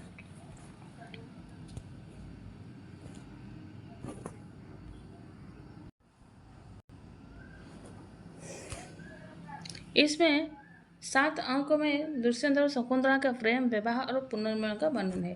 तो ये अभिज्ञान शाकुंतलम नाटक में 7टी अंक रही। 7टी अंक नायक होचन दुष्यंत, नायिका होचन शकुंतला। ये 2 जनकर प्रेम, पुणी वियोग, पुणी पुनर्मिलन विषय वर्णना देखा मिले। तेणु अंक वाइज आम 7टा अंक विषय संक्षिप्त भाव में जानिया। प्रथम अंकर कौन बनना है? मूर्ख का पीछा करते हुए राजा दुष्यंत कौण ऋषि के आश्रम में प्रवेश करके शकुंतला का दर्शन करता है। से मूर्ख को प्रथम अंकर दुष्यंत मृगया करने बण में प्रवेश करते, तेणु मृगर पीछा करी राजा दुष्यंत कौण ऋषि आश्रम में प्रवेश कर शकुंतला को देखी। भ्रमर से शकुंतला की रक्षा करते हैं। आ भ्रमर कौन करते? शकुंतला को परेशान करुले। से समय भ्रमर ठारू शकुंतला को राजा रक्षा करते। राजा शकुंतला पर अनुरक्त होते हैं। राजा मध्य शकुंतला देखिए मुग्ध हो गए। शकुंतला का परिचय प्राप्त होता है कि वह विश्वामित्र और मेनका के पुत्री है तथा कौन तरह पालित पोषित है। से शकुंतला प्रकृत परिचय को प्रथम अंक राजा जापार कि शकुंतला होती विश्वामित्र और मेनका पुत्री अटंती। आ कौन द्वारा से केवल लालित पालित होती। शकुंतला राजा के गुण पर मुग्ध हुए। आ शकुंतला राजा गुण देखिए मुग्ध होती। तापर द्वितीय अंकर कथावस्तु जानिया। राजा शकुंतला पर अपने प्रेम की सूचना विदूषक को देती है। और राजा दुष्यंत शकुंतला उपरे जो मुग्ध होते से जो प्रेमर सूचनाटा से विदूषक को देते। तृतीय अंकर कौन अच्छी? शकुंतला दुष्यंत के प्रति आसक्ति के कारण अस्वस्थ है। वह एक प्रेम पत्र लिखती है। राजा प्रकट होकर उससे गांधार विवाह करती है। तृतीय अंक कौन बना है? शकुंतला दुष्यंत प्रति आसक्त हो कारण से सब बेले दुष्यंत कथा चिंता कर से असुस्थ हो जाती। वह एक आउ से शकुंतला गोटे प्रेम पत्र लिखिं। आ राजा उपस्थित होती आ से शकुंतला सहित गांधार विवाह कर। चतुर्थ अंकर कथावस्तु को जानिए। चतुर्थ अंकर कथावस्तु कौन अच्छी ना? हस्तिनापुर लौटने से पूर्व राजा शकुंतला को अपनी अंगूठी देता है और कहता है कि उसमें जितने अक्षर है उतने दिन से पूर्व में तुम्हें अपने अंतपुर में बुला लूँगा। फिर हस्तिनापुर को जिते बले राजा फेरुचंती जाऊचंती, राजा कौन कर शकुंतला को निज ना लिखा जाइथिबा नाम लिखा जाइथिबा गोटे अंगूठी बा गोटे मुदी को दे देउछंती। आ कहउछंती कि ए मुदी रे जेतोटी अक्षर लिखा जाइछि सेही अक्षर सही दिन जेतिक अक्षर लिखाई सेतिक दिन पूर्वर ही मु आसिकी तुमको अंतपुर को नहीं। आतिथ्य न करने पर दुर्वासा ऋषि शकुंतला को साथ देते हैं। हेडू दुर्वासा ऋषि थर कौन ऋषि आश्रम को आसुँच। शकुंतला जेहेतु ଦୁଷ୍ୟନ୍ତଙ୍କୁ ବାହା କରିଛନ୍ତି, ଦୁଷ୍ୟନ୍ତ ପଳାଇଛନ୍ତି, ଦୁଷ୍ୟନ୍ତଙ୍କ ବିଷୟରେ ଚିନ୍ତା କରି କରି ସେ ଅନ୍ୟମନସ୍କ ଅଛନ୍ତି। ସେହି ସମୟରେ ଦୁର୍ବାସା ଋଷି ଆସି ପହଞ୍ଚିଛନ୍ତି। କିନ୍ତୁ ଯେହେତୁ ଆତିଥ୍ୟ ନ ପ୍ରଦାନ କରିନାହାନ୍ତି ଶକୁନ୍ତଳା, ଅନ୍ୟମନସ୍କ ଅଛନ୍ତି, ଏହା ଦେଖିକି ଦୁର୍ବାସା ଋଷି ରାଗି ଯାଇଛନ୍ତି, କ୍ରୋଧିତ ହେଇଛନ୍ତି। ଆଉ ସେ ତାଙ୍କୁ ଅଭିଶାପ ଦେଇ ଦେଇଛନ୍ତି कि तुम्हारे पति तुम्हें नहीं पहचान पाएगी। अभिशाप दें तुम स्वामी तुमको देखी चिन्ह पारे नहीं। अनसुया की प्रार्थना पर दुर्वासा आश्वासन देती है। हो जी अनसुया का प्रार्थना जो दुर्वासा ऋषि टी आश्वासन होती। अनसुया नुह ये अनसुया लिखाई किंतु ये प्रियंवदा हम क्या प्रियंवदा प्रियंवदा प्रियंवदा ही जाकि दुर्वासा ऋषि को प्रार्थना करते कि शकुंतला को क्षमा करदेवाई आ दुर्वासा ऋषि क्षमा करदे।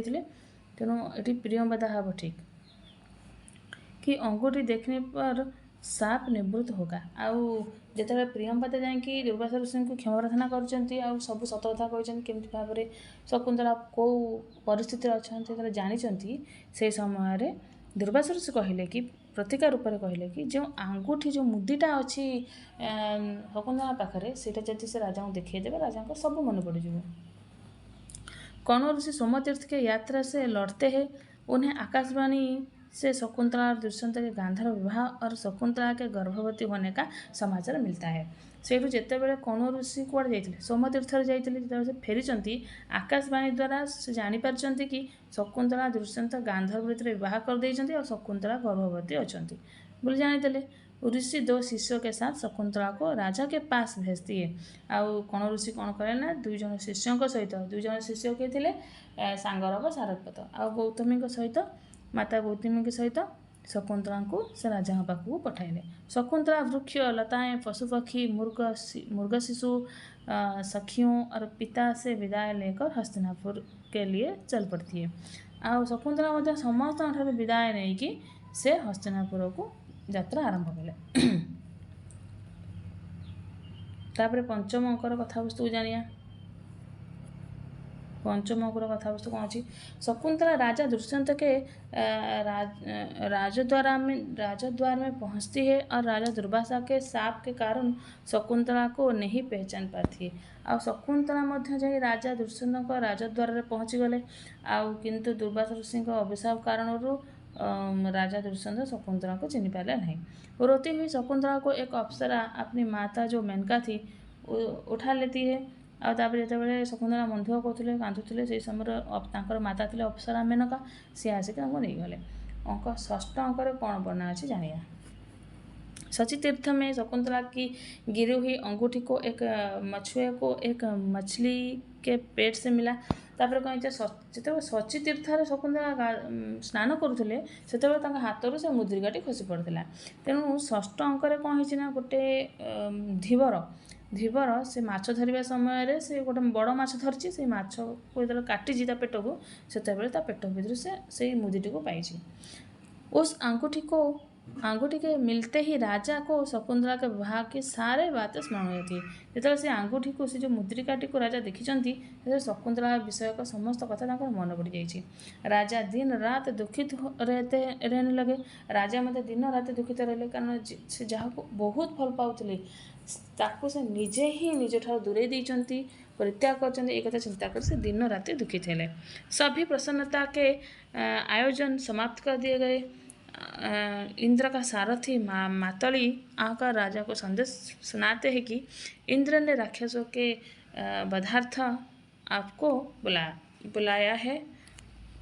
राजा स्वर्ग के लिए प्रस्थान करते हैं। तापर कौन होना से दुखित होती से सब प्रकार सुख तांको जीवन लिभि जाइए प्रसन्नता लिभि जाइए।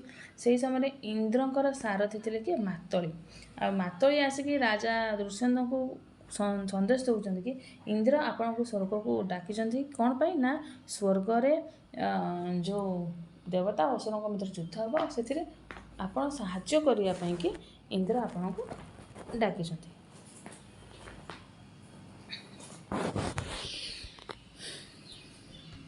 और राजा मध्य स्वर्ग पर प्रस्थान होती। सप्तम अंक बा अंतिम अंकर कथावस्तु को जानिए। कौन शेष अंकर कथावस्तु रही कि राजा दैत्य पर विजय प्राप्त करती है। तो राजा जाकि से युद्ध में योगदान कर असुर मान परास्त होती। स्वर्ग से लौटते समय मारीच ऋषि के आश्रम में शकुंतलार पुत्र भरत के राजा का मिलन होता है। से जिते बड़े स्वर्ग से पुणी हस्तिनापुर से फेरुंट फेरवा बाटर कौन मारीच ऋषि आश्रम पड़ी से आश्रम भर गोटे जाइए से आश्रम ही शकुंतला और पुत्र भरतर सहित मिलन होती।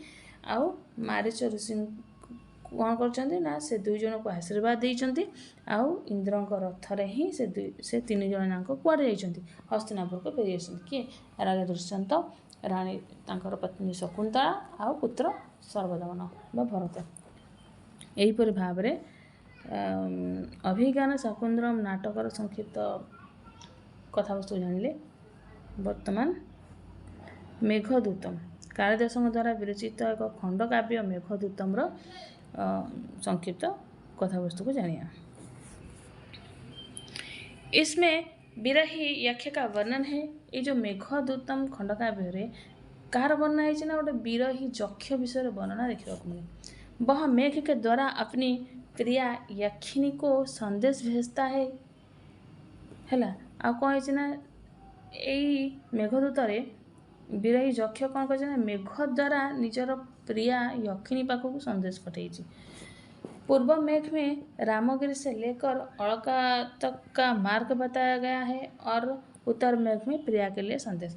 माने ये जो मेघदूत को दुई भाग भर दुईटी खंड रही कौन गोटे हूँ पूर्व मेघ आ गोटे हूँ उत्तर मेघ है। दुईटी मेघदूत को दुईटी खंड विभक्त कर गोटे पूर्व मेघ गोटे उत्तर मेघ। पूर्व मेघरे कौन वर्णना कराई ना रामगिरी ठारू आरंभ कर अलका पर्यंत मार्ग विषय वर्णना है। आ उत्तर मेघर कौन वर्णना है ना केवल प्रिया जो संदेश थिला से विषय वर्णना कराई। संक्षिप्त कथा इस प्रकार है। ये जो संक्षिप्त कथावस्तु रही तले वर्णना कराई। तेणु पूर्व मेघर कौन केवल मार्ग वर्णना है। उत्तर मेघर प्रिया प्रति संदेश विषय वर्णना कराई से विषय जानिया। पूर्व मेघर कौन वर्णना है अलकापुरी के स्वामी कुबेर ने अपना कार्य उत्तरदायित्व के साथ न निभाने के कारण एक यक्ष को शाप दिया कि वह 1 वर्ष तक अपनी पत्नी से वियुक्त होकर मर्त्यलोक में निवास करे। हो जो अलकापुरी स्वामी के थे कुबेर। कुबेर कौन करते ना तांकर गोटे सुंदर पद्म पुष्करणी थिला आ ताहाकू तार रक्षणाबेक्षण ध्यान पाई से एक यक्ष को नियुक्त करते। यक्ष थिला कौन नवविवाहिता थिला तेणु सी सब निजर स्त्री कथा पत्नी कथा भावुला। तेणु जितेबाला से निजर पत्नी कथा भावुची से अन्यमनस्क अच्छी से निजर उत्तरदायित्व को ठीक भाव में पालन करें ना। से ही समय कौन से अन्यमनस्क अच्छी जो इंद्रंकर हस्ती ऐरावत गज आसी कौन कर पद्म पुष्करणी को ध्वंस विध्वस्त कर यही खबर से कुबेर निकट में पहुँची। कुबेर अधिक रागी जाइए यक्ष को अभिशाप दे कि यक्ष को अभिशाप देले कि तू 1 वर्ष पर्यटन निजर पत्नी ठारू दूरे रही मर्त्यलोक जाए दूरे रही। वह शापवश रामगिरी पर्वत पर निवास करता है। अभिशाप जोगु से जो यक्ष जाकि रामगिरी पर्वत में बास कला। साप के लगभग 8 मास बीतने पर आषाढ़ के प्रथम दिन पर एक मेघ व बादल दिखाई पड़ता है। गोटे अभिशाप 8 मास बीती जाइए आउ बीती सारा पर आषाढ़ मास प्रथम दिन से मेघ को बादल को देखी किए यक्ष देखी। वह अपने प्रिया के बिना अत्यंत व्याकुल है अतः वह विचार किया बिना ही बादल उसका संदेश ले जाने योग्य है या नहीं वह उससे प्रिया के नगरी अलका तक का मार्ग बताता है और कहता है कि कुछ विशिष्ट स्थानों पर थोड़ा विश्राम करते हुए अलका तक जाना। से कौन है ना जिते बड़े से आषाढ़ मासर प्रथम दिवस मेघ को देखी यक्ष से सी विचार करनी कि गोटे मेघ जे मोर संदेश को लेकिन जापर कि न जापर से प्रकार से कौन विचार करना आ कौन है तारी हाथ में संदेश पठाई आ कौन पठाई ना अलका नगरी पर्यंत से रामगिरी आश्रम रही रामगिरी आश्रम ठार अलका पर नगरी पर्यंत जो मार्ग रही से मार्गर ठिकाना से विस्तृत भाव में बुझे सुझे कौच आउ कहूँ ना मझे मझे टिके अलका पर्यंत जावा पर्यंत मझिरे मझिरे टिके जो विशेष स्थान रही सेठी टिके टिके विश्राम नहीं जीवु। कौन कौन से मार्ग विषय कहते संक्षेप ना से माल प्रदेश बा मालवा आम्रकूट पर्वत जहाँ अमरकंटक कहुए, नर्मदा नदी जहाँ विदिशा अच्छी मिल्सा कहुए, निचईगिरी, निर्विंध्या नदी, उज्जैन में महाकाल के मंदिर और शिप्रा नदी, देवगिरी, चमनवती नदी, कुरुक्षेत्र, सरस्वती नदी, कनखल, गंगा नदी, हिमालय पर्वत, क्रौंचरंध्र, कैलाश पर्वत, तापर अलकापुरी नगरी यहीपरि भाव से निजर मार्ग को वर्णना करते। तापर उत्तर मेघर कौन वर्णना है? उत्तर मेघर जक्ष उत्तर मेघर कौन वर्णना है? उत्तर मेघ जक्ष कौच मेघ कुहे मेघ तुम्हें अलका में गगनचुंबी प्रसाद मिलेगी। तो जो तुम अलकार पहुँचब से तुमको गोटे गगनचुंबी प्रसादटे मिल बोली जक्ष मेघ को कौच कि तुम अलकापुर पहुँचला मात्रे तुमको गोटे गगनचुंबी प्रसादटे मिल। बाहा सदा सुख वैभव आनंदर विलास है। से कहे से स्थान में कौन सब बेले सुख वैभव आनंद विलास ये सब अच्छी। बाहा कुबेर का प्रसाद और सेटा हूँ कुबेर प्रसाद बोली तुम जान। उसके उत्तर में मेरा घर है। आ से कुबेर प्रसादर उत्तर में मोर घर अवस्थित। बाहा मेरी विरहिणी प्रियतमा को देखोगे वह शोक से खिन्न। आसे को जिते बले से जो कुबेर प्रसादर उत्तर दिशा रे मो घर अच्छी आठ पहुँचला पर तुम देख गोटे विरहिणी प्रियतमा को देख मोर विरहिणी प्रियतमा को देख जे केमती देखा ना से शोकरे खिन्न हो जाइथिबो। शोकरे खिन्न हो जाइथिबो आ कौन होइथिबो से मलिन होइथिबो उदास होइथिबो कुशगात्र और तुषारपात से म्लान पद्मिनी के तुल्य दिखाई पड़ेगी। से को जिते तुम पहुँचीज आम घर आगे से देख कि मो पत्नी केमती मलिन पड़ा उदास हो से पत्नी को देख। उससे मेरा संदेश कहना कि तुम खिन्न ना हो। से मेघ को जक्ष कौच मेघ को से भाया पत्नी को देखला माने तुम्हें जाइए कह कि मोर संदेश दब कि तुम्हें खिन्न हुअनी, तुम्हें उदास हुअनी, तुम्हें मलिन पड़नी। वियोग के शेष 4 मास धैर्य से बिताना।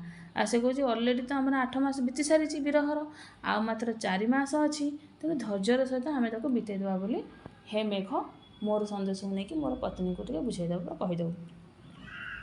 सुख के दिन शीघ्र आने वाले है आउ से कौच कि मेघ कौच जक्ष कि मो पत्नी को जाए बुझेबू कि सुखर दिन बहुत जल्दी आसीज आ मात्र 4 मास अच्छी सी भी केमती बीतीज जना पड़े। मैं भी किसी प्रकार दुख के दिन काट रहा हूँ। सुख दुख का चक्र बदलता है। वियोग के दिन पूरे होते ही शीघ्र मिलन होगा।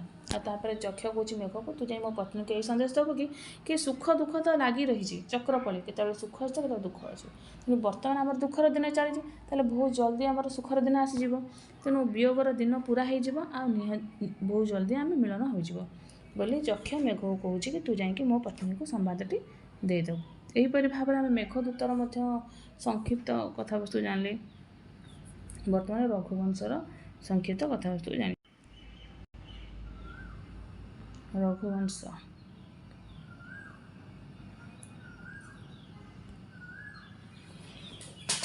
शेष रचना जो 7टी रचना है तेणु रघुवंश रचनाटा को बर्तमान जाना। ये रघुवंश पढ़ सारा पर सरीज क्लास टी सरीज। इसमें मनु से लेकर सूर्यवंशी 31 राजाओं के जीवन का वर्णन है। और जी मनु ठार आरंभ कर सूर्यवंशी 31 राजाओं का जीवन विषय बना है। इनमें दिलीप रघु अज दशरथ राम के जीवन का विशद एवं विस्तृत वर्णन है। जी एटी कि दिलीप रघु अज दशरथ राम यमानकर जीवन विशद भाव वर्णना है। सर्गानुसार संक्षिप्त कथा इस प्रकार है। सर्ग अनुसार एमती वर्णना कराई कौन प्रथम सर्गर कौन वर्णना है संक्षिप्त भाव में राजा दिलीप के संतानहीनता और संतान प्राप्यार्थ गुरुकुल वशिष्ठ के आदेशानुसार कामधेनु की पुत्री नंदिनी की सेवा के व्रत लेना। से कहे प्रथम सर्गर कौन है राजा दिलीप रानी सुदक्षिणा थी तेणु ए दुई जन कौन होते ना बहु बहर बहु दिन बीती जाते कौन संतान संतति उत्पत्ति है ना से अधैर्य हो गले। आउ से राजा दिलीपर कूलगुरु किए थे वशिष्ठ थे तेणु वशिष्ठ निकट को गले। आउ वशिष्ठ को पचारे कि किपरि भाବରେ हेउनाही तांकर पुत्र संतान काहींकि होउनी आ सेही समय वशिष्ठ तांको कहिथिले कि कामधेनु अभिशाप देइथिले बोली तमर पुत्र संतान जात हेउनाही तेणु कामधेनुंकर पुत्री नंदिनी एठार अछंती मो आश्रम तांकर सेवा कर निहत पुत्र संतान जात हब। तेणु द्वितीय सर्गर कथावस्तु जानिया। नंदिनी की सेवा, राजा की परीक्षा, प्रसन्न नंदिनी द्वारा संतान लाभ का वरदान। तेणु द्वितीय सर्गर कौन बनाई ना नंदिनीर सेवा, राजा राणी कौन कले ना नंदिनीर सेवा करने आरंभ करते। राजा की परीक्षा, तापर नंदिनी कौन कले ना राजा परीक्षा नेले। प्रसन्न नंदिनी द्वारा संतान लाभ का वरदान। आ जिते से परीक्षा रे राजा उत्तीर्ण हो गले तेणु नंदिनी प्रसन्न हेले आ आशीर्वाद दिले कि तुम पुत्र संतान जात हो। तापर तृतीय सर्गर कथावस्तु को जानिया। तृतीय सर्गर कथावस्तु कौन अच्छी? रघु का जन्म, विद्या अध्ययन का वर्णन। रघु का जन्म, विद्या अध्ययन, इंद्र से युद्ध में विजय प्राप्ति तथा रघु का राज्याभिषेक। तृतीय सर्गर कौन बना है? रघुर जन्म विषय बनाई, से विद्या अध्ययन किपर कर से विषय बनाई, इंद्र सहित केम युद्ध होता से विजय लाभ केमी करते से विषय वर्णना कराई, आ रघुकर राज्याभिषेक विषय वर्णना है। चतुर्थ सर्गर कौन बनाई? रघु के दिग्विजय का वर्णन। चतुर्थ सर्गर रघुकर दिग्विजय विषय वर्णना है। पंचम सर्गर कौन बनाई? ब्रह्मचारी कोष द्वारा गुरु दक्षिणा 14 करोड़ रुपये की याचना, तदर्थ रघु का कुबेर पर आक्रमण, धनवृष्टि, प्रसन्न कोष द्वारा रघु को पुत्र लाभ का आशीर्वाद, फलस्वरूप पुत्र अज का जन्म, इंदुमती स्वयंवर के लिए अज का प्रस्थान। कही ना पंचम सर्गर कही ना जड़े कोष्ठ ऋषि थे, कोष्ठ ऋषि थे सी कौन करते ना गुरु ठारू शिक्षा ग्रहण करते। तेणु शिक्षा जो अंतिम होगा सी गुरु को कहले कि किसी गुरु दक्षिणा देवे। तो से समय गुरु कहले कि ना वर्तमान गुरु दक्षिणा देवा के दरकार ना, किंतु कोष्ठ ऋषि कौन कले जिद्दी कले ना मैं गुरु दक्षिणा देवी। तेणु गुरु कौन कले ना से रागी जाई कहले कि मुझे 14 गोटी शिक्षा देती, तेणु तू मत 14 करोड़ रुपया आनिकी दे। तेणु कोष ऋषि तो जड़े गरीब ब्राह्मण थे, सी कौटू एत पैसा आने से से रघु निकट को गले। आ रघु कहले कि मत आप 14 करोड़ टंका दियो बोली, किंतु से समय रघु यज्ञ करके विशुद्धि यज्ञ करके से निर्धन हो जाए, पाखे पैसा पत्र किसी नाला से सी भाविले कि से कुबेर को आक्रमण करेंगे से धन आणिकी से कोष्ठ ऋषि को देवे। तेणु कुबेर जो जानिले कि रघु तांको पर आक्रमण करेंगे, कुबेर जानते कि रघु पाखे बहुत शक्ति अच्छी, पराक्रमशाली राजा अटंती। तेणु कुबेर डरीगले आे कौन कला धनवृष्टि करदे। आई धन को लेकिन रघु कौन कले ना कोष्ठ ऋषि को देदेले। कोष्ठ ऋषि प्रसन्न होगले से धन को लेकिन रघु को कौन कले ना पुत्र लाभ कर आशीर्वाद देले। फलस्वरूप अजंकर जन्म है। आउ इंदुमती स्वयं तापरे अजंकर जन्म है, अजंकर शिक्षा है, से बड़ हेले, तापरे पुणी इंदुमती स्वयंवर है। से अज को निमंत्रण कराइला, से अज सेठा को जाऊले सैला। तापर षष्ठ सर्गर कथावस्तु को जानिए। इंदुमती स्वयंवर का वर्णन। तार षष्ठ सर्गर इंदुमती स्वयंवर विषय वर्णना है केवल। आउ सप्तम सर्गर कौन वर्णना है ना अज इंदुमती परिणय, प्रतिस्पर्धी राजाओं से युद्ध और अज के विजय। से कहे अज आ इंदुमती परिणय बह अज इंदुमती बह है। जो जेहेतु इंदुमती अजों को विवाह करते आउ जो राजा मैंने सब आसी से मैंने कौन रे से रागिगले आसे कौन कले जितेबले इंदुमती और राजा निज राज्य को फेरुले अज फेरुले से समय से जो प्रतिश्रद्धा अन्य राजा मैंने कौन कले ना से अजों उपर आक्रमण कले, किंतु अज कौन कले ना सम्मोहन अस्त्र को प्रयोग करके से समस्त राजा मान मूर्छित करदे आ से विजय लाभ करके इंदुमती धरिकी निज राज्य को फेरी आसिले। तापरे नवम सर्गर कथावस्तु जानिए। अष्टम सर्गर कथावस्तु जानिए। अज का राज्याभिषेक, दशरथ का जन्म, इंदुमती वियोग और अज का विलाप। तापरे अष्टम सर्गर कौन बनाई ना अजंकर राज्याभिषेक होती। तापरे अज इंदुमती ଅଜ ଆଉ ଇନ୍ଦୁମତୀଙ୍କର ଗୋଟେ ପୁତ୍ର ସନ୍ତାନ ଯାହା ଲାଭ ହେଇଛି, ଯାହାଙ୍କ ନାମ ଥିଲା ଦଶରଥ। ଆଉ ଇନ୍ଦୁମତୀ ତାପରେ ପରେ ଇନ୍ଦୁମତୀ ମୃତ୍ୟୁବରଣ କରିଛନ୍ତି, ଆଉ ଏହା ଦେଖି ଅଜ ବିଳାପ କରିଛନ୍ତି। ହେଲା, ତାପରେ ନବମ सर्गर कथावस्तु को जानिए। दशरथ का मुर्गिया वर्णन, श्रवण कुमार की हत्या और दशरथ को साप प्राप्ति। सेठू कौन ना नवम सर्गर कौन ना दशरथ मुर्गिया करने भारी पसंद करती, तेणु दशरथ मुर्गिया विषय बनाई। से मुर्गिया करने समय शब्दभेदी बाण सेठू मुर्गिया करने जाता समय दशरथ कौन कले ना जो श्रवण कुमार निजर अंध माता पिता पानी जाते नदी कट को आठी कलकल शब्द शुभिकी दशरथ भावी कि बोधे कौन से हरिणी जाकि मृग जाकि पा पीछे यह भाविक से दूर ही शब्दभेदी बाण को पठे देते, शब्द है नहीं, तेणु से बाणटे से श्रवण कुमार लगी जाइए, श्रवण कुमार मरी जाइए। आउ अंध माता पिता कौन कले दशरथ को अभिशाप देते। तो दशम सर्गर कौन बनाई जानिए। दशम सर्ग कौन बनाई, पुत्रेष्टि यज्ञ, राम आदि 4 पुत्र का जन्म। तापरे पुत्र संतान दशरथंकर पुत्र संतान बहुत दिन है नबारू से पुत्रेष्टि यज्ञ कले, आ से राम सहित 4टी पुत्र जन्म प्राप्त कले। किए दशरथ कौन, राम लक्ष्मण भरत शत्रुघ्न। तापरे एकादश सर्गरे कौन बनाई, सीता स्वयंवर और राम आदि का विवाह। तापर एकादश सर्गर सीतांकर स्वयंवर विषय बना गया और राम आदि का विवाह, अर्थात एकादश सर्गर ही 4 जन भाईंकर विवाह हो जाए। द्वादश सर्गर कौन बना कराई, राम वनवास, सीता हरण, युद्ध, रावण बद्ध विषय बनाई। कौन द्वादश सर्गर ना रामकर वनवास विषय बना कराई, सीता को केमती रावण हरण करे से विषय बना कराई, किपरि भाव में राम आउ रावण मध्य युद्ध होती से विषय बनाई, आ रावणकर बद्ध केमती है से विषय बनाई। केत सर्गर ना द्वादश सर्गर। तापर त्रयोदश सर्गर कौन बनाई, राम का पुष्पक विमान से अयोध्या प्रत्यागमन तथा मार्गस्थ स्थलों का विशद वर्णन। तार त्रयोदश सर्गर कौन बना कराई ना राम जो रावण को हत्या कर देइचंती, बद्ध कर देइचंती, सी कौन करे तांकर भी वनवास समाप्त हो से अयोध्या को फेरिबे, से राम कौन कले पुष्पक विमान रे अयोध्या को प्रत्यावर्तन कले। आ से समय मार्ग जो स्थान मान पड़ूला से विषय मत बनाई, माने आसवा बाटर जो सब मार्ग पड़ी स्थान पड़ी से विषय मत बनाई। तापर चतुर्दश सर्गर कौन बनाई, राम राज्याभिषेक, सीता परित्याग।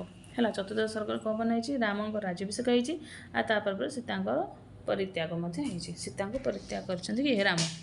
तापर पंचदश सर्गर कौन बनाई, लवकुशंकर जन्म, राम का स्वर्गारोहण। लवकुशंकर जन्म, रामंकर स्वर्गारोहण विषय बना कराई।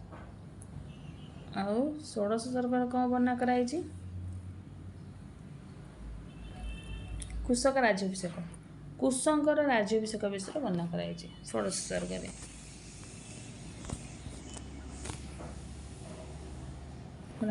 आ कुशंक कुमुदवती से विवाह। षोड़श सर्गर कुशंकर राज्याभिषेक आर कुश का विवाह करते कुमुदवती है, से जड़े कौन थे नाग थे, कुमुदवती नाग विवाह करते। तापर सप्तदश सर्गर कौन बना कराई, कुश का स्वर्गावास, कुशपुत्र अतिथि का राज्याभिषेक। कुशंकर मृत्यु होती, कुशंकर पुत्र अतिथिंकर राज्याभिषेक विषय बनाई। अष्टादश सर्गर कौन बना कराई, अतिथि तथा उसके वंशज 21 राजाओं का संक्षिप्त वर्णन। 18 नंबर सर्गर कौन बनाई ना अतिथि आउ तांकर वंशज 21 जन राजा अच्छा विषय संक्षेप वर्णना कराई। 19 नंबर सर्गर कौन बनाई,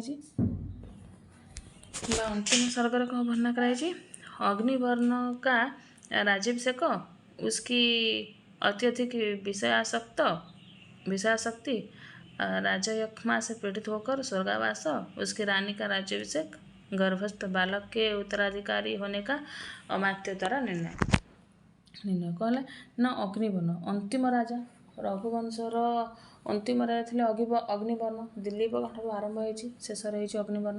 तेणु अग्निवर्ण बहुत अयासी थे है, अयासी थे, तेणु ये जो शेष बा 19 सर्गर अग्निवर्ण का राज्याभिषेक विषय बना कराई।